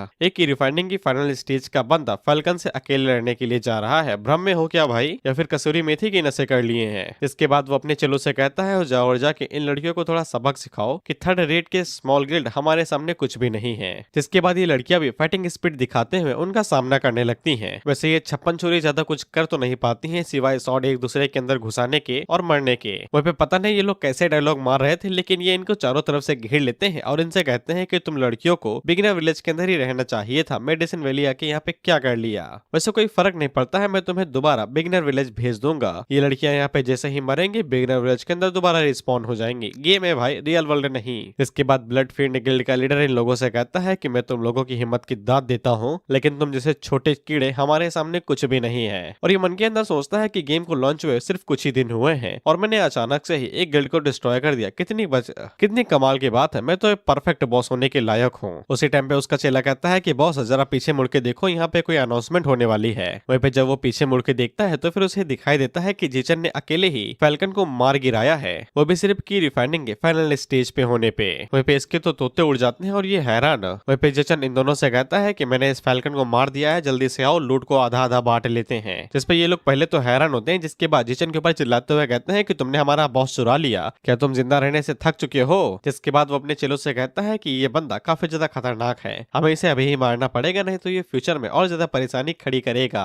इस बंदे को मार दो और जो कोई भी इसे मारेगा मैं उसे बहुत ही ज्यादा कमाल का रिवॉर्ड दूंगा। जिसपे एक बंदा आगे बढ़ते हुए कहता है कि मैं मारूंगा मालिक, मैं रियल लाइफ में एक यूएफसी फाइटर हूँ, मेरे लिए इसे 2-3 पंच मारना कोई बच्चों का खेल ही होगा, मैंने 20 साल ट्रेनिंग की है। ये एक बॉडी कल्टिवेटर है और ये भी की रिफाइनिंग की फर्स्ट स्टेज पे है। जिसके बाद ये जिचन के ऊपर घोंसा मारने को आगे बढ़ ही रहा था कि जिचन मक्खन की तरह इसे डॉच कर लेता है और इसके ऊपर एक एक क्रिटिकल हिट मारता है और इसका आधा एचपी गायब। और जिचन हम लोगों से कहता है कि मैंने 9 साल एक मेज कल्टिवेटर की तरह बिताए हैं, इस तरीके के स्नेक अटैक मेरे सामने बच्चे के सिवा हैं। ये तो कमजोर पंच है, मैंने तो ड्रैगन बॉल की आग भी वहां पे झेली है, गोकू मुझसे लड़ने के लिए आया था साला। खैर जिसके बाद जिचन आगे बढ़ता है और सेकंड हिट मार के इसकी जान ही ले लेता है, जो कि एक थ्रोट स्लैश था, यानी कि सीधा गला। और ये जैसे ही मरता है तो भाई पहली बार लगा कि ये गेम की दुनिया है, क्योंकि इसकी कबर बन जाती है। जिसपे बाकी कल्टिवेटर हैरान होकर कहते हैं कि ये नामुमकिन है, इसने एक झटके के अंदर उसे मार कैसे दिया। जिसके बाद जिचन उन लोगों से कहता है कि मुझे तुम्हारे गिल्ड के बारे में घंटा नहीं पता और ना ही मुझे तुम्हारे बारे में जानना है, लेकिन मैं तुम्हें एक बात बता दूं कि अगर तुम मेरे काम में उंगली करोगे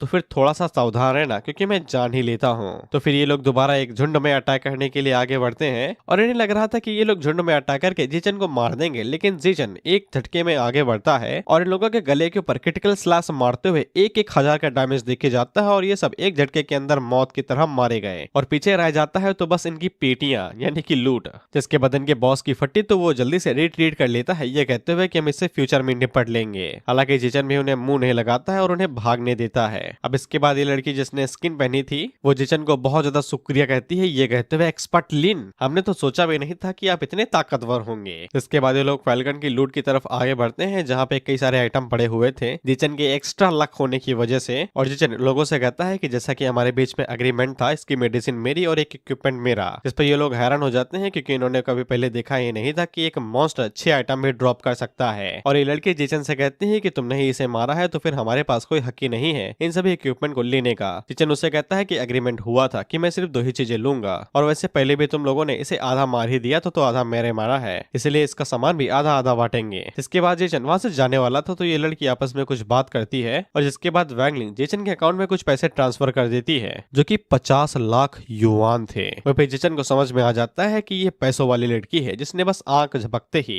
5 मिलियन युआन ट्रांसफर कर दिए। जिसके बाद ये लड़की जिचन को अपना नाम बताती है कि इसका नाम जियांग लुयू है और ये मून शैडो गिल्ड की प्रेसिडेंट है। जिचन भी इसके साथ हाथ मिलाता है और दोस्ती कर लेता है, पैसों वाले के साथ दोस्ती रखनी ही चाहिए। वहीं पे जिचन को ये वाला नाम कुछ सुना सुना सा लग रहा था। इसके बाद जाके जिचन को याद आता है कि ये रैंकिंग लिस्ट में 2nd नंबर पे थी मेज कल्टीवेशन के बीच में, क्योंकि जिचन फर्स्ट था। और वैसे ये बताने की जरूरत नहीं है कि ये मीम साहब चौंगाई सिटी के रिचेस्ट मैन की डॉटर हैं, इसलिए जिचन मन के अंदर सोचता है कि किस्मत कुछ ज्यादा ही मेहरबान हो रही है तो फिर थोड़ा सा निचोड़ ही क्यों न लिया जाए। और जिचन लुयो का हाथ कुछ ज्यादा ही देर तक पकड़े रहता है। उसी टाइम पे वैंगलिंग हंसती है और उससे कहती है कि बस ज्यादा ना चूसो पैसे उसके हरामी। जिस पे जिचन आगे से हंसते हुए कहता है कि मैंने ये जानबूझ के नहीं किया, झूठा। वैसे वैंगलिंग मन के अंदर सोचती है कि ये तो मेरी तरफ भाव ही नहीं देख रहा था, मुझे लगा कि ये करियर के ऊपर फोकस है, लेकिन ये भाई साहब तो बिल्कुल नीच आदमी है। कर इसके बाद जिचन वहां से कट लेता है, ये कहते हुए कि तुम लोग अपना ध्यान रखो। वहीं पे लुयो का दिल आगे से धड़कने लगता है और वो कहती है कि ये तो काफी अच्छा इंसान है। वैंगलिंग उससे कहती है कि अच्छा नहीं, तुम्हारा फायदा उठा रहा है, तुम्हारे पैसों के पीछे है वो।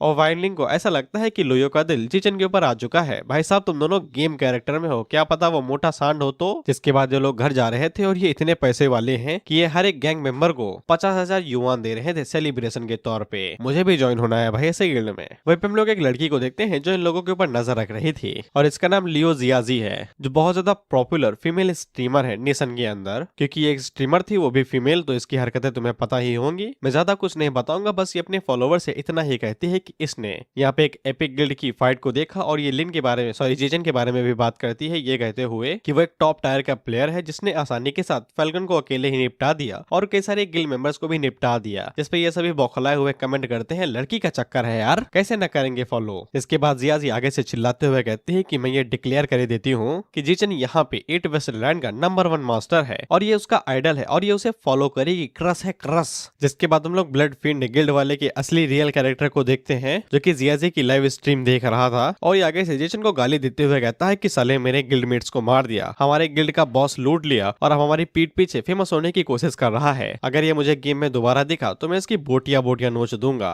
इसके बाद सीन सेट होकर जेसन पे आ जाता है और ये हर्ब लेके एल्डर टियान के पास पहुंचता है और उनसे कहता है कि मैं हर्ब ले आया। एल्डर टियान उसे कहते हैं कि इन्हें पतीले में डाल दो और थोड़ी देर के लिए इंतजार करो। जिसके बाद वो अपने पास से कुछ आइटम्स निकालते हैं और जेसन को देते हुए कहते हैं कि तुमने मेहनत की है, ये रहा तुम्हारा रिवॉर्ड। जेसन जब उस बैग को खोलता है तो फिर उसके अंदर से 3 स्पिरिट ग्रेड की एट्रीब्यूट पिल बाहर निकलती हैं जिनको खाने से इसके कॉम्बैक्ट एट्रीब्यूट 5 पॉइंट से बढ़ जाएंगे, कुछ रैंडम एट्रीब्यूट पॉइंट भी बढ़ेंगे और साथ ही में स्पिरिट ग्रेड का हार्मोनियस विंड ब्रेसलेट भी निकला था जो कि इसकी स्पीड डॉज 5 और 8% से बढ़ा देगा और साथ ही में बॉडी स्किल कूल डाउन 10% से कम कर देगा। वहीं पे जेसन एल्डर टियान से पूछता है कि मैं पूछ सकता हूँ क्या आपको अभी भी इंटरनल यूथ पिल का फॉर्मूला नहीं पता है। दरअसल जेसन ने पिछली जिंदगी में अनाउंसमेंट में देखा था कि एल्डर टियान ने 99 बार ट्राई किया था तब वो जाके इंटरनल यूथ पिल को बना पाए थे। इसलिए जेसन सोचता है कि अगर वो यहाँ पे एल्डर को फॉर्मूला बता देता है पिल का तो फिर उसे शायद से थोड़ी गुडविल मिल जाए, यानी कि बेनिफिट्स। गुडविल मैंने ये कॉमर्स में इतना पढ़ा है कि मैं इसकी रग रग से वाकिफ हूँ। एल्डर टियान जेसन को बताते हैं कि उन्होंने कई बार ट्राई किया लेकिन वो अभी तक फेल होते हुए ही आ रहे हैं। वैसे भी विदाउट फॉर्मूला के ये सब चीजें बनाना काफी ज्यादा मुश्किल काम है। एल्डर टियान जेसन से पूछते हैं क्या तुम्हें इंटरनल यूथ पिल के बारे में कुछ पता है क्या।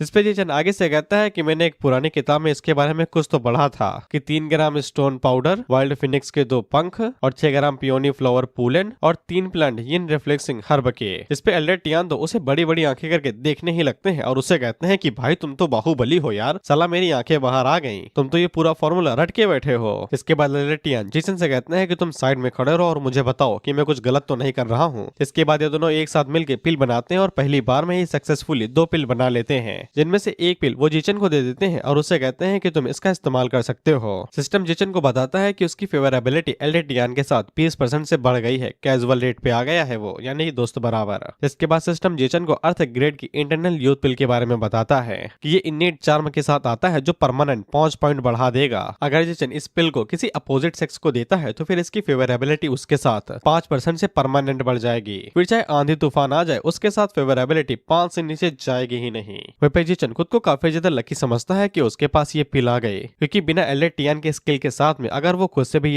ये पिल नहीं बना पाता। इसके बाद एल्डर टियान को बहुत ज्यादा शुक्रिया कहता है और वहां से जाने लगता है, यही सोचते हुए कि उसको ये पिल मास्टर यान को देनी चाहिए और उसकी फेवरेबिलिटी बढ़ जाएगी और उसे थोड़े से गिफ्ट भी मिल सकते हैं। लेकिन एल्डर टियान जेसन को रोकते हैं और उससे कहते हैं कि तुम मेरी बात सुनो, क्या तुम्हें एल्केमी पसंद है? अगर तुम चाहो तो फिर मैं तुम्हें अपना डिसेपल बना सकता हूँ और तुम्हें एल्केमी भी सिखा सकता हूँ। जेसन के पास नोटिफिकेशन आता है कि एल्डर टियान उसे डिसेपल की तरह लेना चाहते हैं, क्या वो इसे एक्सेप्ट करेगा? जेसन भी हैरान था, यही सोच रहा था कि ये डिसेपल वाली क्वेस्ट अचानक से कैसे आ गई। अब उसी टाइम पे वहाँ पे मास्टर यान आती हैं जो कि एल्डर टियान से कहती हैं कि आपके दिल में कुछ चोरी वाली चीजें आ रही हैं क्या, कि आप मेरे डिसेपल को छीनना चाहते हैं। और इतने समय मास्टर यान का रवैया एकदम कड़क था, यहाँ तक कि वो जेसन को फुल इग्नोर कर रही थी। ये वाली बात जेसन को भी समझ में आ जाती है कि मास्टर यान बिल्कुल गुस्से में है। वहीं जेसन का वैसे भी मूड नहीं था एल्डर यान की क्वेस्ट को एक्सेप्ट करने का, लेकिन इसके बावजूद मास्टर तो गुस्सा हो ही गई है। जिसपे एल्डर से कहते हैं कि वो यहाँ पे टियान को चुराना नहीं चाहते थे, टियान के पास अल्केमी का टैलेंट काफी ज्यादा अच्छा है, इसीलिए वो उसे अल्केमी सिखाना चाहते थे। जिसपे मास्टर यान आगे से माफी मांगती हैं, ये कहते हुए कि उन्होंने गलत समझ लिया। जेसन आगे से बताता है कि उसकी मास्टर भले ही थोड़ी सी सख्त मिजाज की है, लेकिन वो अपने इमोशंस को काफी अच्छे से कंट्रोल करना जानती है और कब सही करना है और कब गलत, ये भी। मास्टर यान एल्डर टियान से कहती है, मुझे लगता है कि ये बेवकूफ शॉर्ट कल्टीवेशन में ज्यादा बेहतर रहेगा और उन्हें ये भी पता है एल्केमिस्ट बहुत ज्यादा कम है, लेकिन इसके बावजूद पावरफुल इमॉर्टल ही रहते हैं, यानी कि एल्केमिस्ट शक्तिशाली नहीं बन पाते हैं। टैलेंट थोड़ा सा भी इम्प्रूव होता है तो फिर मैं इसको आपके पास भेज दूंगी एल्केमी सीखने के लिए। मास्टर यान ये सब कुछ कहते हुए टियान की तरफ देख रही थी। टियान मन के अंदर सोचता है कि ये इतने गुस्से में क्यों है। अगर आप नहीं चाहती हैं कि मैं अल्केमी सीखूं तो फिर सीधा कहिए ना। इसका क्या मतलब है कि आप फ्यूचर में मुझे सीखने देंगे एल्डर टियान के पास में। वह पे एल्डर टियान इस बात से काफी ज्यादा खुश हो जाते हैं और वो यहाँ से लेते हैं, ये कहते हुए कि तुम दोनों अपना देख लो, मैं तो चला। उनके जाने के बाद मास्टर यान जिजन से कहते हैं कि बच्चे तू मेरे साथ चल, मुझे तेरे साथ बात करनी है थोड़ी सी। इससे जिजन भी घबरा जाता है, कहीं ये मुझे उठा के पटकने तो नहीं वाली है। हॉल में आने के बाद मास्टर जिजन से कहती हैं ऐसा लगता है कि तुम हमारे रिलेशनशिप से सेटिस्फाई नहीं हो, वी शुड ब्रेक अप। यानी कि इन दोनों को मास्टर डिसेपल रिलेशनशिप यहीं पे खत्म कर लेना चाहिए। जिजन मन के अंदर सोचता है कि यहाँ पे तो गलतफहमी पे गलतफहमी हो गई है और वो आगे से रोते धोते हुए कहता है कि हमारे रिलेशनशिप को ऐसे ही ना तोड़िए। और वो अपनी गलती को भी एडमिट कर लेता है, ये कहते हुए कि अगर उसे यहाँ से निकाल दिया गया तो फिर वो अपना चेहरा कहाँ पे दिखाएगा। जिसपे मास्टर आगे से कहती है कि मैंने कब कहा भाई कि तुम गलत हो। तो जिजन आगे से अपनी गलती खुद ही बताता है कि उसे कल्टीवेशन के ऊपर फोकस करना चाहिए था, जैसा कि मास्टर ने उसे एडवाइस किया था, न कि एल्डर टियान की हेल्प करनी चाहिए थी एल्केमी के दौरान। और मास्टर यान की जो भी उम्मीदें थी उन्हें नीचे गिराया जिचन ने यहाँ पे। जिचन जब मास्टर यान के चेहरे की तरफ देखता है तो वो हल्का सा गुस्सा कम कर दी थी। इससे जिचन समझ जाता है कि वो सही दिशा में जा रहा है, थोड़ी सी और तलवे चाटने पड़ेंगे। जिसके बाद ये मास्टर यान की जो तलवा चटाई करता है, इतना तो मैं नीचे नहीं गिरा था मानसी को भटाने के चक्कर में जितना ये गिरता है। ये मास्टर यान से कहता है कि आप दुनिया के अंदर बेस्ट मास्टर हैं, आपकी कल्टीवेशन दुनिया के अंदर बेस्ट है, आपसे ज्यादा शक्तिशाली कोई है नहीं, आप दुनिया के अंदर सबसे खूबसूरत लड़की हैं, आप सेलेस्टियल बीइंग हैं, यानी कि स्वर्ग की अप्सरा। और जिचन को उसकी जैसी मास्टर इस दुनिया में कहाँ मिलेगी। तुम हुस्न परी तुम सबसे जहां, तुम सौंदर्य साबुन निरमा। जिससे मास्टर यान के दिल के अंदर काफी ज्यादा खुशी आती है और उनकी फेवरेबिलिटी 5 पॉइंट से बढ़ जाती है। जिससे जिचन काफी ज्यादा खुश हो जाता है और उसे ये भी पता चल जाता है कि वो मास्टर यान को इन तरीके की बातों से पटा सकता है, वैसे के लिए तलवा चटाई। इसके बाद मास्टर यान जिचन से कहते हैं कि तुम्हें तुम्हारी गलती का एहसास हो गया है तो फिर मैं तुम्हारे खिलाफ ज्यादा गर्ज इकट्ठा नहीं करूंगी। जिस पे ये दोबारा तलवा चटाई शुरू करता है, ये कहते हुए कि आप तो बड़ी दयालु हैं, आप बहुत ज्यादा सुंदर हैं, आपका शुक्रिया, मैं ऐसी गलती दोबारा नहीं करूंगा। जिसके बाद ये अपना हुक्म का इक्का बाहर निकालता है और ये अपने पास से वही इंटरनल यूथ पिल बाहर निकालता है जैसे एल्डर यान ने दी थी। जिचन ये पिल मास्टर यान को देते हुए कहता है कि मेरी तरफ से ये छोटा सा तोहफा एपोलॉजी को एक्सप्रेस करने के लिए। मास्टर यान भी उस इंटरनल यूथ पिल को देख के हैरान हो जाती है और उसे कहते हैं कि ये पिल काफी ज्यादा रेयर होती है, तुम्हें मिली कहाँ से। जिचन आगे से बताता है कि उन्होंने एल्डर टियान की हेल्प करी, जिसके बदले में उन्होंने एक पिल उसे दी। मास्टर यान उसे कहते हैं कि ये प्रीसियस पिल तुम्हें अपने पास ही रखनी चाहिए, तुम इसका इस्तेमाल बाद में भी कर सकते हो। जिचन सोचता है कि उसे कैसे न तैसे मास्टर को ये पिल देनी ही पड़ेगी, इसलिए वो आगे से पिल को मास्टर के हाथों में ही दे देता है, ये कहते हुए कि मैं इस पिल का क्या करूंगा, इस इंटरनल यूथ पिल का इस्तेमाल तो आप जैसी परी को ही करना चाहिए। इसके बाद ये आगे से ये भी लगा देता है कि वो एल्केमी इसीलिए सीखना चाहता था ताकि वो इसी तरीके की इंटरनल यूथ पिल रिफाइन कर सके और मास्टर को जितनी चाहिए उतनी दे सके। जिसपे मास्टर यान पहले तो जिचन की तरफ देखती हैं, लेकिन वो बाद में मुस्कुरा देती हैं। हंसी तो फंसी, बकवास लाइन है, लेकिन जिचन के दिल में खुशी की लहर दौड़ पड़ती है, यही सोचते हुए कि मैं इस खुशी को कभी भी निराश नहीं देख सकता। इसके बाद ये चापलूसी दोबारा करता है, ये कहते हुए कि आप जैसे सेलेस्टियल ब्यूटी को इस तरीके की इंटरनल यूथ पिल की जरूरत ही नहीं है, लेकिन फिर भी ये रख लीजिए, मेरी तरफ से है। जिसपे मास्टर यान उस पिल को रख लेती हैं और उससे कहते हैं ठीक है फिर। और इस पिल की वजह से मास्टर यान की फेवरेबिलिटी पॉइंट 20% से बढ़ जाते हैं, यानी 35। जिसके बाद मास्टर यान जिचन से कहते हैं कि मैं ये गिफ्ट को ऐसा ही नहीं रख सकती हूँ, मुझे बदले में तुम्हें कुछ देना ही पड़ेगा। मुझे हाल ही में एक की रिफाइनिंग टेक्निक के बारे में पता चला है और ये तुम्हारे ऊपर पूरी सूट रहेगी। चलो, जिचन की चापलूसी और पिल के बदले में उसे एक टेक्निक तो मिली। मास्टर उसे कहते हैं कि मेरे साथ चलो। वहीं पे जिचन की नजर उस हेयर पिन के ऊपर भी पड़ जाती है जो उसने मास्टर को गिफ्ट की थी। जिससे जिचन काफी ज्यादा खुश होता है कि मास्टर यान उस हेयर पिन का यूज कर रही है। जिसके अगले सीन में हम लोग जिचन को कल्टीवेट करते हुए देखते हैं और ये आराम से बैठ के कल्टीवेट कर रहा था। वहीं पे उस टेक्निक की मदद से कल्टीवेशन स्पीड बढ़ गई थी, लेकिन टेक्निक के बारे में हमें कुछ भी नहीं बताया गया, सिर्फ पॉइंट ही बढ़ते हुए दिखाई दिए हैं। जिसके बाद जिचन उस टेक्निक को परफॉर्म करता है तो फिर उसे पता चलता है कि ये टेक्निक काफी ज्यादा पावरफुल है, ये डैमेज को दुगुना कर देती है, यहाँ तक कि ये दूसरी टेक्निक्स को क्रिपल भी कर देती है। और जिचन अगर इस स्किल के लिए ट्रेड करे तो फिर वो ऑक्शन के जरिए इतना पैसा कमा सकता है कि वो सेकंड टायर का घर भी खरीद सकता है। अब जिचन जब वहाँ पे कल्टीवेट कर ही रहा था कि उसी टाइम में वहाँ पे सिस्टर गोंग युवे आती हैं। जिचन बाहर जाके दरवाजा खोलता है और पूछता है कि क्या काम है, तो वो आगे से कहते हैं कि मेरे पास थोड़ा सा काम है, क्या तुम मेरी मदद करोगे। जिचन आगे से कहता है नेकी और पूछ पूछ। इसके बाद गोंग युवे आगे से बताती है कि जब भी ब्रेक थ्रू किया जाता है शॉर्ट सर्किट के अंदर तो फिर 3 टास्क दिए जाते हैं हर किसी मेजर रियलम के लिए। जब से गोंग युवे ने क्रिस्टलाइजेशन रियलम के अंदर ब्रेक थ्रू किया है तब से उसने अपना कोई भी टास्क पूरा नहीं किया और वो दोबारा ब्रेक थ्रू करने वाली है। इसलिए अगर वो उस टाइम पर रहते अपने तीनों टास्क को पूरा नहीं करती है तो फिर उसे पेनल्टी देनी पड़ेगी। जिचन उसे पूछता है कि आपने ये टास्क पहले पूरे क्यों नहीं की है तो ये आगे से दोबारा रोमांस नॉवल पढ़ रही थी। कितना पढ़ेगी भाई, जीवन में जब खुद का प्यार ना हो तो लोग सिंगार रस से काम चलाते हैं। इसके बाद गोंग यूए जिचन को बताती है कि उसके पास इतने समय डीमन स्लेइंग टास्क है। इस टास्क को पूरा करने के लिए 2 लोगों की जरूरत है, इसलिए वो यहाँ पे जिचन के पास आई है, शायद से वो उसकी मदद कर दे।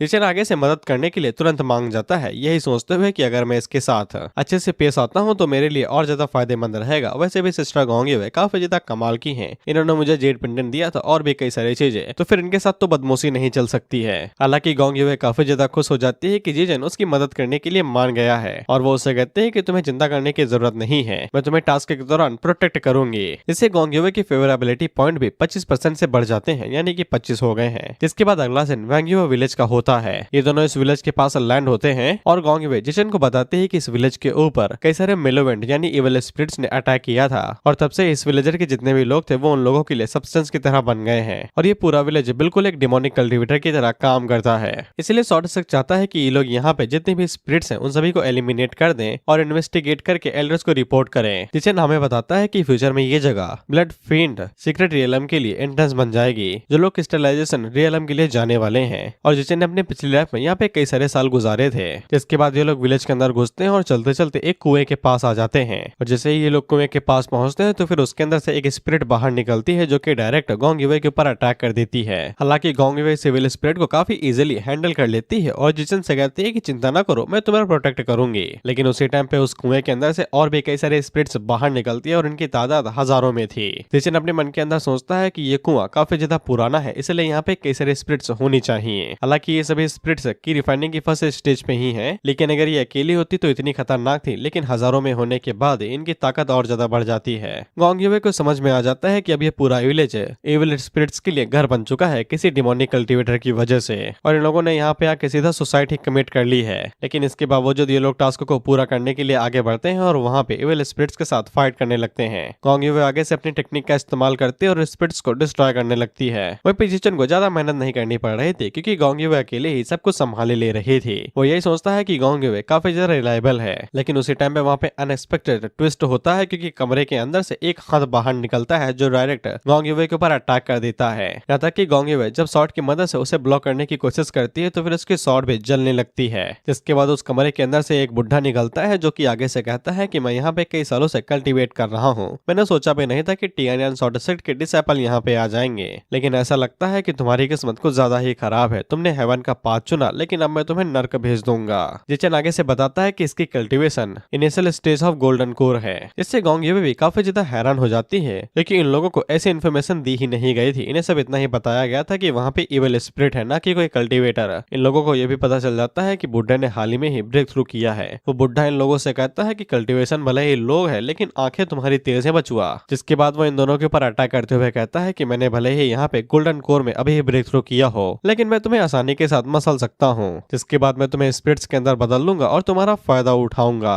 गोंग यूए अटैक करने के लिए आगे बढ़ती है और वो जिचन से कहती है कि तुम पीछे हटो, मुझे इसे हैंडल करने दो। बुड्ढा आगे से चिल्लाते हुए कहता है तुम्हारी हिम्मत कैसे हुई मेरे घोस्ट पपेट को चैलेंज करने की। इसके बाद ये आगे से घोस्ट पपेट का इस्तेमाल करता है, लेकिन गोंग यूए उन्हें एक झटके के अंदर ही डिस्ट्रॉय कर देती है। ऊपर एक दो इविल स्पिरिट थी तो गोंग यूए ऊपर जाती है और उन्हें भी एक एक करके मारने लगती है। फिर जिचन की धीरे धीरे करके फटने लगी थी क्योंकि अगर वो यहाँ पे एक भी गलती करता है तो वो डायरेक्ट बिगिनर विलेज के अंदर दिखाई देगा। वहीं पे इस बुड्ढे को समझ में आ जाता है कि वो गोंग यूए को अकेले हैंडल नहीं कर सकता है, इसलिए अपने पास से डीमन इन्फेंट को समन करता है। जिसके बाद ये अपनी बैटली जिचन की तरफ फेंकता है और जिचन को भी समझ में आ जाता है कि ये यहाँ पे डीमन इन्फेंट को समन करने वाला है। जिसके बाद हम लोग देखते हैं कि उस बाटली के अंदर से एक बच्चा बाहर निकलता है। इसका नाम घोस्ट मदर ब्लड इन्फेंट था और इसका लेवल इलाइट था, HP 7000 और इसकी स्किल थी लंबी जबान, ब्लड थ्रोट और फ्लाइंग ब्लड बैट। जिसके बाद ये अपनी लंबी जबान का इस्तेमाल करता है गोंग यूए के ऊपर अटैक करने के लिए, लेकिन जिचन इसकी जबान के ऊपर अटैक करके उसे काट देता है और गोंग यूए से कहता है कि मैं इसे संभालता हूँ, तुम उसके साथ फाइट करो। वहीं पे ये बच्चा जिचन के ऊपर अटैक करते हुए कहता है कि मैं तुम्हें खा जाऊंगा।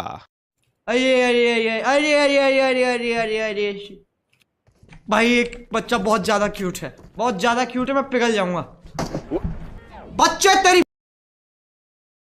जिसपे जिचन इसके ऊपर लगातार स्लाइसेस मारता है और इसे 1200 का डैमेज देते रहता है। इसके बाद जिचन इसकी मुंडी एक झटके के अंदर उड़ा देता है तो ये अपने आप को सेकंड स्टेज के अंदर ट्रांसफॉर्म कर लेता है, जो कि डीमन इन्फेंट फ्लाइंग बैट था, जिनकी स्किल ये थी कि जब भी ये झुंड के अंदर घूमेंगे तो फिर अपने अपोनेंट की एजिलिटी को 30% से कम कर देंगे। जिचन अपने मन के अंदर सोचता है कि उसे यहाँ पे बुद्धि का इस्तेमाल करना पड़ेगा, जिसके बाद वो आगे से फोकस करता है और फिनिक्स फेदर का इस्तेमाल करता है, जिससे जिचन की स्ट्रेंथ कुछ टाइम के लिए बढ़ जाती है, जो कि टेक्निक ही थी जो मास्टर ने दी थी। और जिचन एक झटके के अंदर वहाँ पे जितने भी चमगादड़ उड़ रहे थे उन लोगों के ऊपर अटैक करके उन्हें मार देता है। जिचन आगे से बताता है कि ये मास्टर स्किल काफी ज्यादा कमाल की है। वेपन सिस्टर गोंग युवे को देखते हैं जो कि आसानी के साथ उस बूढ़े बाबा को नीचे गिरा देती हैं, तो ये आगे से कहता है कि मैं इसे एक्सेप्ट नहीं कर सकता हूँ। वहीं पे जिचन अपने मन के अंदर सोचता है कि सिस्टर गोंग युवे जितनी ज्यादा प्यारी और क्यूट है उतनी ही ज्यादा कमाल की फाइटिंग के मामले में। वहीं पे ये बुढ़ा उसे कहता है कि मैं अगर मर भी जाऊं तो भी तुम्हें ये जगह लेने के लिए नहीं दूंगा, जिसके बाद ये लकड़ी पत्थर फेंकने लगता है। लेकिन गोंग युवे इसे भी सीरियस नहीं लेती और उसे आसानी के साथ काट देती है। लेकिन ये लकड़ी पत्थर कोई आम लकड़ी पत्थर नहीं था, इसके अंदर पॉइजन था। जिचन सिस्टर गोंग युवे को बताने की कोशिश भी करता है कि मुंह और नाक कवर कर लो, ये डिमोनिक इंसेक्ट हैं। लेकिन तब तक ये गोंग युवे की बॉडी के अंदर जा चुके थे। अब इसका इफेक्ट जहरीला नहीं बस हवसी था, चेहरे से देख के पता ही लग गया होगा भाई। As you know Chinese author they want some views for fan service. इसके बाद जिचन गोंग युवे को संभालता है तो गोंग युवे उसे कहते हैं कि मेरी तरफ ना देखो। जिचन उसे कहता है देखना भी नहीं चाहता, कॉपीराइट क्लेम आ जाएगा। जिचन आगे से बताता है कि ये डिमोनिक इंसेक्ट काफी ज्यादा हरामी है, यह इंसानों की डिजायर को स्टिमुलेट करता है। क्योंकि गोंग युवे का ये पहली बार है तो फिर उसका इस तरीके से बौखला जाना पक्का ही है। इसके बाद गोंग युवे के फेवरेबिलिटी पॉइंट्स रॉकेट बूम होने लगते हैं और तेजी के साथ बढ़ने लगते हैं,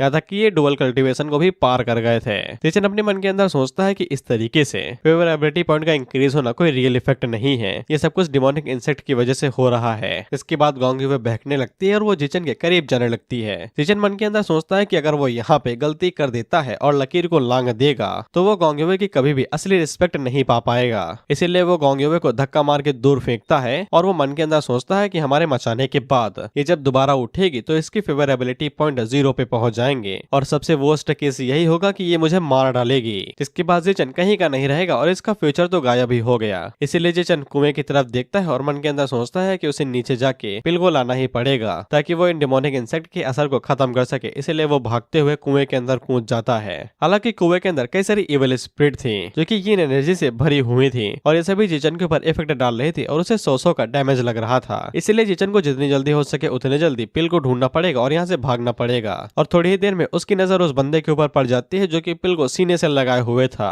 जिचन उसे हीलिंग पोशन लेता है और तुरंत भागते हुए ऊपर जाने लगता है। लेकिन उसी टाइम पे उसकी नजर कुछ ब्लैक एनर्जी के ऊपर पड़ती है तो फिर जिचन आगे से स्प्रिट शील्ड का इस्तेमाल करता है, लेकिन शील्ड ज्यादा देर तक टिक नहीं पाती है। जिचन हम लोगों को बताता है कि ये जिन थंडर है जो कि नीचे की तरफ इकट्ठा हो रहा है ये एनर्जी की वजह से। इसीलिए जिचन को जितनी जल्दी हो सके इतनी जल्दी सरफेस पे पहुंचना पड़ेगा। इसीलिए जिचन एक लंबी छलांग मारता है और कुएं के बाहर निकल जाता है। वहीं पे ये थंडर इसका पीछा करे ही जा रहा था, जिसके बाद जिचन को डायरेक्ट 4000 का डैमेज लगता है और ये लुढ़कते ढनकते हुए गोंग युवे के पास जाके गिरता है और उसको भी खुद के साथ लुढ़कते लुढ़कते कोने में लेके जाता है। पता नहीं कैसे इसने बीच हवा में पकड़ लिया इसे। ओह, फैन सर्विस जो दिखानी थी ऑथर को। इसके बाद जिचन एंटीडोट को बाहर निकलता है और वो गोंग युवे को पिला देता है। हालांकि बॉडी कमजोर ज्यादा हो जाने की वजह से वो गोंग युवे के ऊपर ही बेहोश हो जाता है और जब गोंग युवे को होश आता है तो वो जिचन को अपने ऊपर पाती है। इसीलिए गोंग युवे को ऐसा लगता है कि उन दोनों ने मचा लिया है, वो भी पूरी तरीके से। इसी कारणवश वो जिचन से बहुत ज्यादा नाराज हो जाती है और धड़ाधड़ उसे पीटने लगती है और उसे अधमरा कर देती है, यही सोचते हुए कि मैंने तुम्हारे पर भरोसा किया और तुमने मुझे धोखा दिया, आई हेट यू। और उसके फेवरेबिलिटी पॉइंट 0 पे ड्रॉप हो जाते हैं। खाया पिया कुछ नहीं, गिलास थोड़ा 8 आना। तभी गोंग युवे की नजर एंटीटोड बोतल के ऊपर पड़ती है और उसे सब कुछ समझ में आ जाता है कि उन दोनों के बीच में कुछ भी नहीं हुआ था और जिचन ने उसे लात मार के दूर फेंक दिया था। जिसके बाद वो कुएं के अंदर चला गया था खुद की जान दांव पे लगा के ताकि वो एंटीटोड को बाहर ला सके। जिसके बाद इसे गलती का एहसास होता है और ये जिचन को जाके चेक करती है तो फिर इसकी बॉडी के ऊपर काफी ज्यादा जख्म थे यीन थंडर की वजह से। जिसके बाद इसे रोना आ जाता है क्योंकि जिचन ने इसे इतनी ज्यादा रिस्पेक्ट दी जबकि ये उसे मार पीट रही थी। जिसके बाद इसे कंधे पे उठाती है ताकि ये अपने ग्रैंडफादर के पास ले जा सके मदद के लिए। इसके बाद दोनों अगली सुबह शॉर्ट डिस्ट्रिक्ट पहुंच जाते हैं और सभी लोगों की नजर इन्हीं के ऊपर थी। सब लोग यही सोच रहे थे कि ये इसे लाद के क्यों ला रही है। इन्हीं लोगों के बीच में हम लोग एक जल कुकड़ू को देखते हैं जिसको काफी ज्यादा गुस्सा आ रहा था लिन चेन के ऊपर, क्योंकि गोंग युवे उसे लाद के ला रही थी। खैर हम लोग गोंग युवे को देखते हैं जो कि भागते हुए अपने ग्रैंडफादर के पास जाती है, जिसके अगले सीन में हम लोग जिचन को देखते हैं और इसे होश आता है और तब इसकी नजर गोंग युवे के ग्रैंडफादर के ऊपर पड़ती है जिनका नाम एल्डर टियान युआन था, जिनके अंदर से एकदम खतरनाक ऑरा बाहर निकल रहा था। इन्हें जिचन बिल्कुल भी पसंद नहीं है, लेकिन जिचन को ऐसा लगता है कि इसी ने मेरी जान बचाई है, बल्कि मैं तो यिन थंडर से मरने वाला था।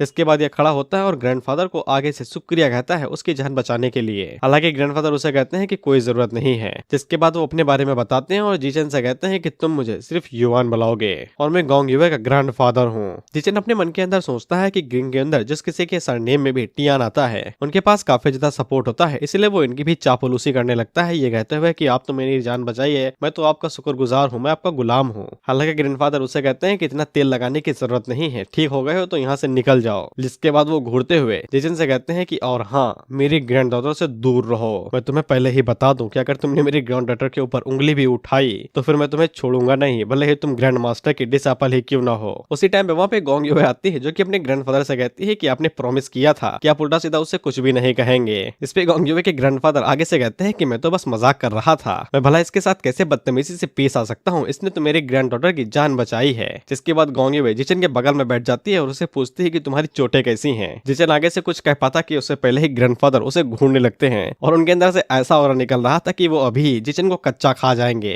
इसीलिए वो गोंग युवे से कहता है कि वो पूरी तरीके से ठीक हो गया है। इस पे गोंग युवे जिचन के साथ बात करने लगती है और उससे कहती है कि तुम तो बेहोश हो गए थे, मैं तो तुम्हें कंधे पे लाद के यहाँ पे लेके आई हूँ। अगर जिन एनर्जी तुम्हारी इंटरनल ऑर्गन के अंदर चली जाती तो फिर तुम जिंदा ना बचते। इसलिए जिचन गोंग युवे से कहता है कि तुम्हारा शुक्रिया मेरी जान बचाने के लिए, और ये आपस में इतना फ्लर्ट कर रहे थे कि पूछो नहीं। गोंग युवे जिचन से कहती है कि तुम्हें इतना फॉर्मल होने की जरूरत नहीं है, हम तो दोस्त जैसे हैं। तो फिर पीछे से ग्रैंडफादर आगे से खांसते हुए कहते हैं कि हाँ बस बहुत हुआ। तो जिचन आगे से कहता है कि हाँ बहुत हुआ, हमें यहाँ से चलना चाहिए। लेकिन गोंग युवे जिचन से शर्माते हुए कहती है कि तुम्हारा दोबारा शुक्रिया, अगर तुमने अपनी जान खतरे में न डाली होती एंटीडोट को लाने के लिए तो मैं यहाँ पे ना होती। मैंने पहले तो तुम्हें गलत समझ लिया था, लेकिन अब मैं तुमसे माफी मांगती हूँ, तुम बहुत ज्यादा अच्छे इंसान हो। वह पे जिचन धीरे धीरे खिसक के दूरी बना लेता है क्योंकि उसकी जान खतरे में है और वो मन के अंदर सोचता है कि प्लीज बात करना बंद करो इससे पहले कि तुम्हारा ग्रैंडफादर मेरा दिल चीर दे।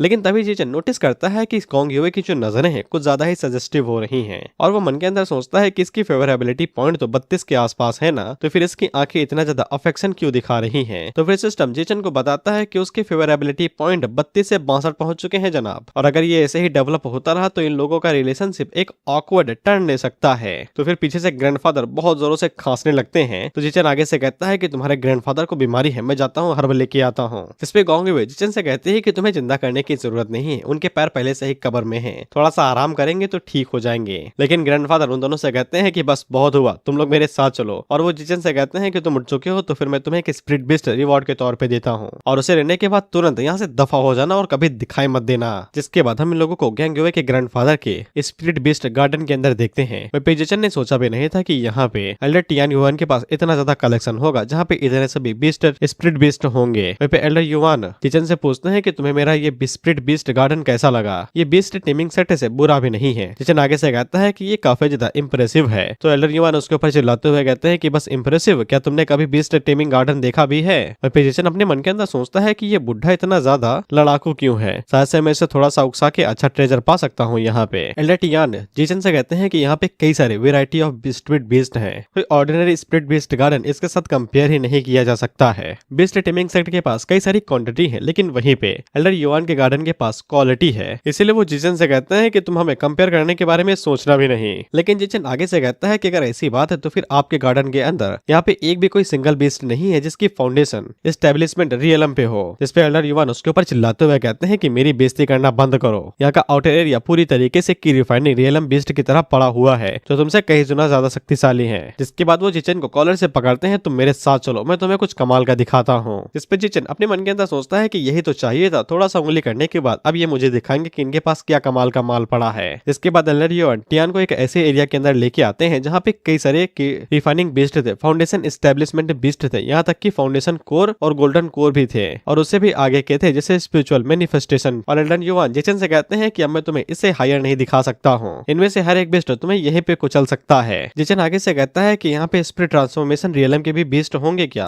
लेकिन गोंग युवे उसे बताती है कि नहीं, इस गार्डन के अंदर सिर्फ स्पिरिचुअल मैनिफेस्टेशन लेवल के ही हैं और ग्रैंडफादर उसे आगे इसलिए नहीं लेके जा रहे हैं क्योंकि उन्हें ऐसा लगता है कि तुम उनके ऊपर हंसोगे। इस पे एल्डर ट्यूअन काफी ज्यादा शर्म करते हैं। इसके बाद वो जिचन से कहते हैं कि मेरा टाइम न वेस्ट करो, जल्दी से इनमें से कोई एक बीस्ट चुनो और यहाँ से दफा हो जाओ। लेकिन गोंग युवे अपने ग्रैंडफादर से कहती है कि वो हमेशा से ही इतने ही कंजूस थे। जिचन जैसा इंसान आसानी के साथ मिड फाउंडेशन एस्टेब्लिशमेंट के गोस्ट मदर ब्लड फिंड को मार सकता है, उन्हें कम से कम जिचन को यहाँ पे फाउंडेशन एस्टेब्लिशमेंट स्पिरिट बिस्ट देना चाहिए। इस पे ग्रैंडफादर उसके ऊपर चिल्लाते हुए कहते हैं कि तुम मेरी साइड पे हो या उसकी साइड पे, घर वालों को सपोर्ट करो ना कि बाहर वालों के। लेकिन गोंग युवे जिचन से चिपकते हुए कहती है कि वो कोई बाहर वाला नहीं है, जिससे जिचन के मन के अंदर लड्डू फूटने लगते हैं और वो मन के अंदर सोचता है कि मुझे पहले पता ही नहीं था कि इस गेम के अंदर इतनी सभी चीजें हैं, मैं और ज्यादा एंजॉय करता। इसके बाद गोंग युवे एक आयरन बैक्ड वुल्फ की तरफ इशारा करते हुए कहती है कि ये फाउंडेशन एस्टेब्लिशमेंट का एक रियलम बीस्ट है, ये पेट के साथ में माउंट भी बन सकता है। जिसके बाद वो एक और बीस्ट की तरफ इशारा करते हुए कहती है कि ये मून स्पिरिट मंकी है, ये भी फाउंडेशन एस्टेब्लिशमेंट रेंज में ही है,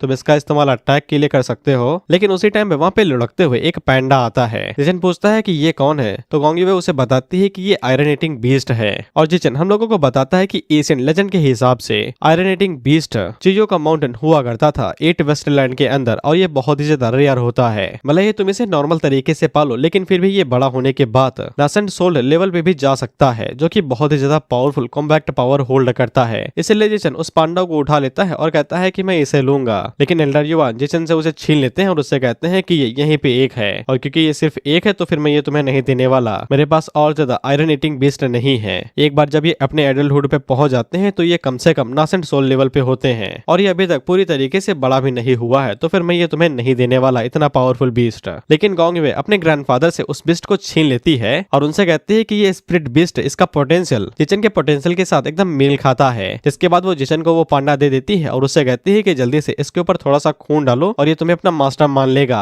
जिस पे एल्डर युवान जिचन की तरफ आगे बढ़ते हुए कहते हैं कि ऐसा करना भी नहीं, वो मेरा बीस्ट है। लेकिन गोंग युवे उन दोनों के बीच में आ जाती है और वो एल्डर युवान से कहती है कि आपने मुझे हमेशा सिखाया है कि ट्रस्टवर्दी रहो, मैंने जिचन को पहले ही वो बीस्ट दे दिया है, इसलिए आप उसे वापस नहीं ले सकते हैं। इसके बाद वो पीछे मुड़ के गोंग युवे से कहती है कि जल्दी से खून डालो और अपना इसे बना लो। जिचन जल्दी से अपना अंगूठा काटता है और उस पांडा के सर के ऊपर अपना खून लगा देता है ताकि वो पांडा के साथ इमोशनली और मेंटली कम्युनिकेट कर सके। और गोंग युवे एल्डर युवान से कहती है कि उसने पहले ही वहां पे ब्लड रिकॉग्निशन कर दिया है, अब आप उसको वापस भी नहीं ले सकते हैं। जिस पे एल्डर युवान आगे से कहते हैं कि तुम सच में मेरी ही पोती हो। वहीं पे हम लोग जिचन को देखते हैं जो कि उस पांडा के मन के अंदर चला जाता है आखिरी बात करने के लिए, ताकि ये लोग अपने रिलेशन को अच्छे से फिक्स कर सकें। वहीं पे वो पांडा जिचन से कहता है कि तुम बस एक की रिफाइंडिंग के कल्टीवेटर हो, तुम्हें क्या लगता है कि मैं तुम्हें अपना मास्टर इतनी आसानी के साथ मान लूंगा। और वो जिचन से कहता है तशरीफ उठाओ और यहाँ से दफा हो जाओ। लेकिन जिचन उसे कहता है कि अगर तुम मेरे साथी बनते हो तो फिर मैं तुम्हें दुनिया का एकदम finished and delicious spiritual herb ला के दूंगा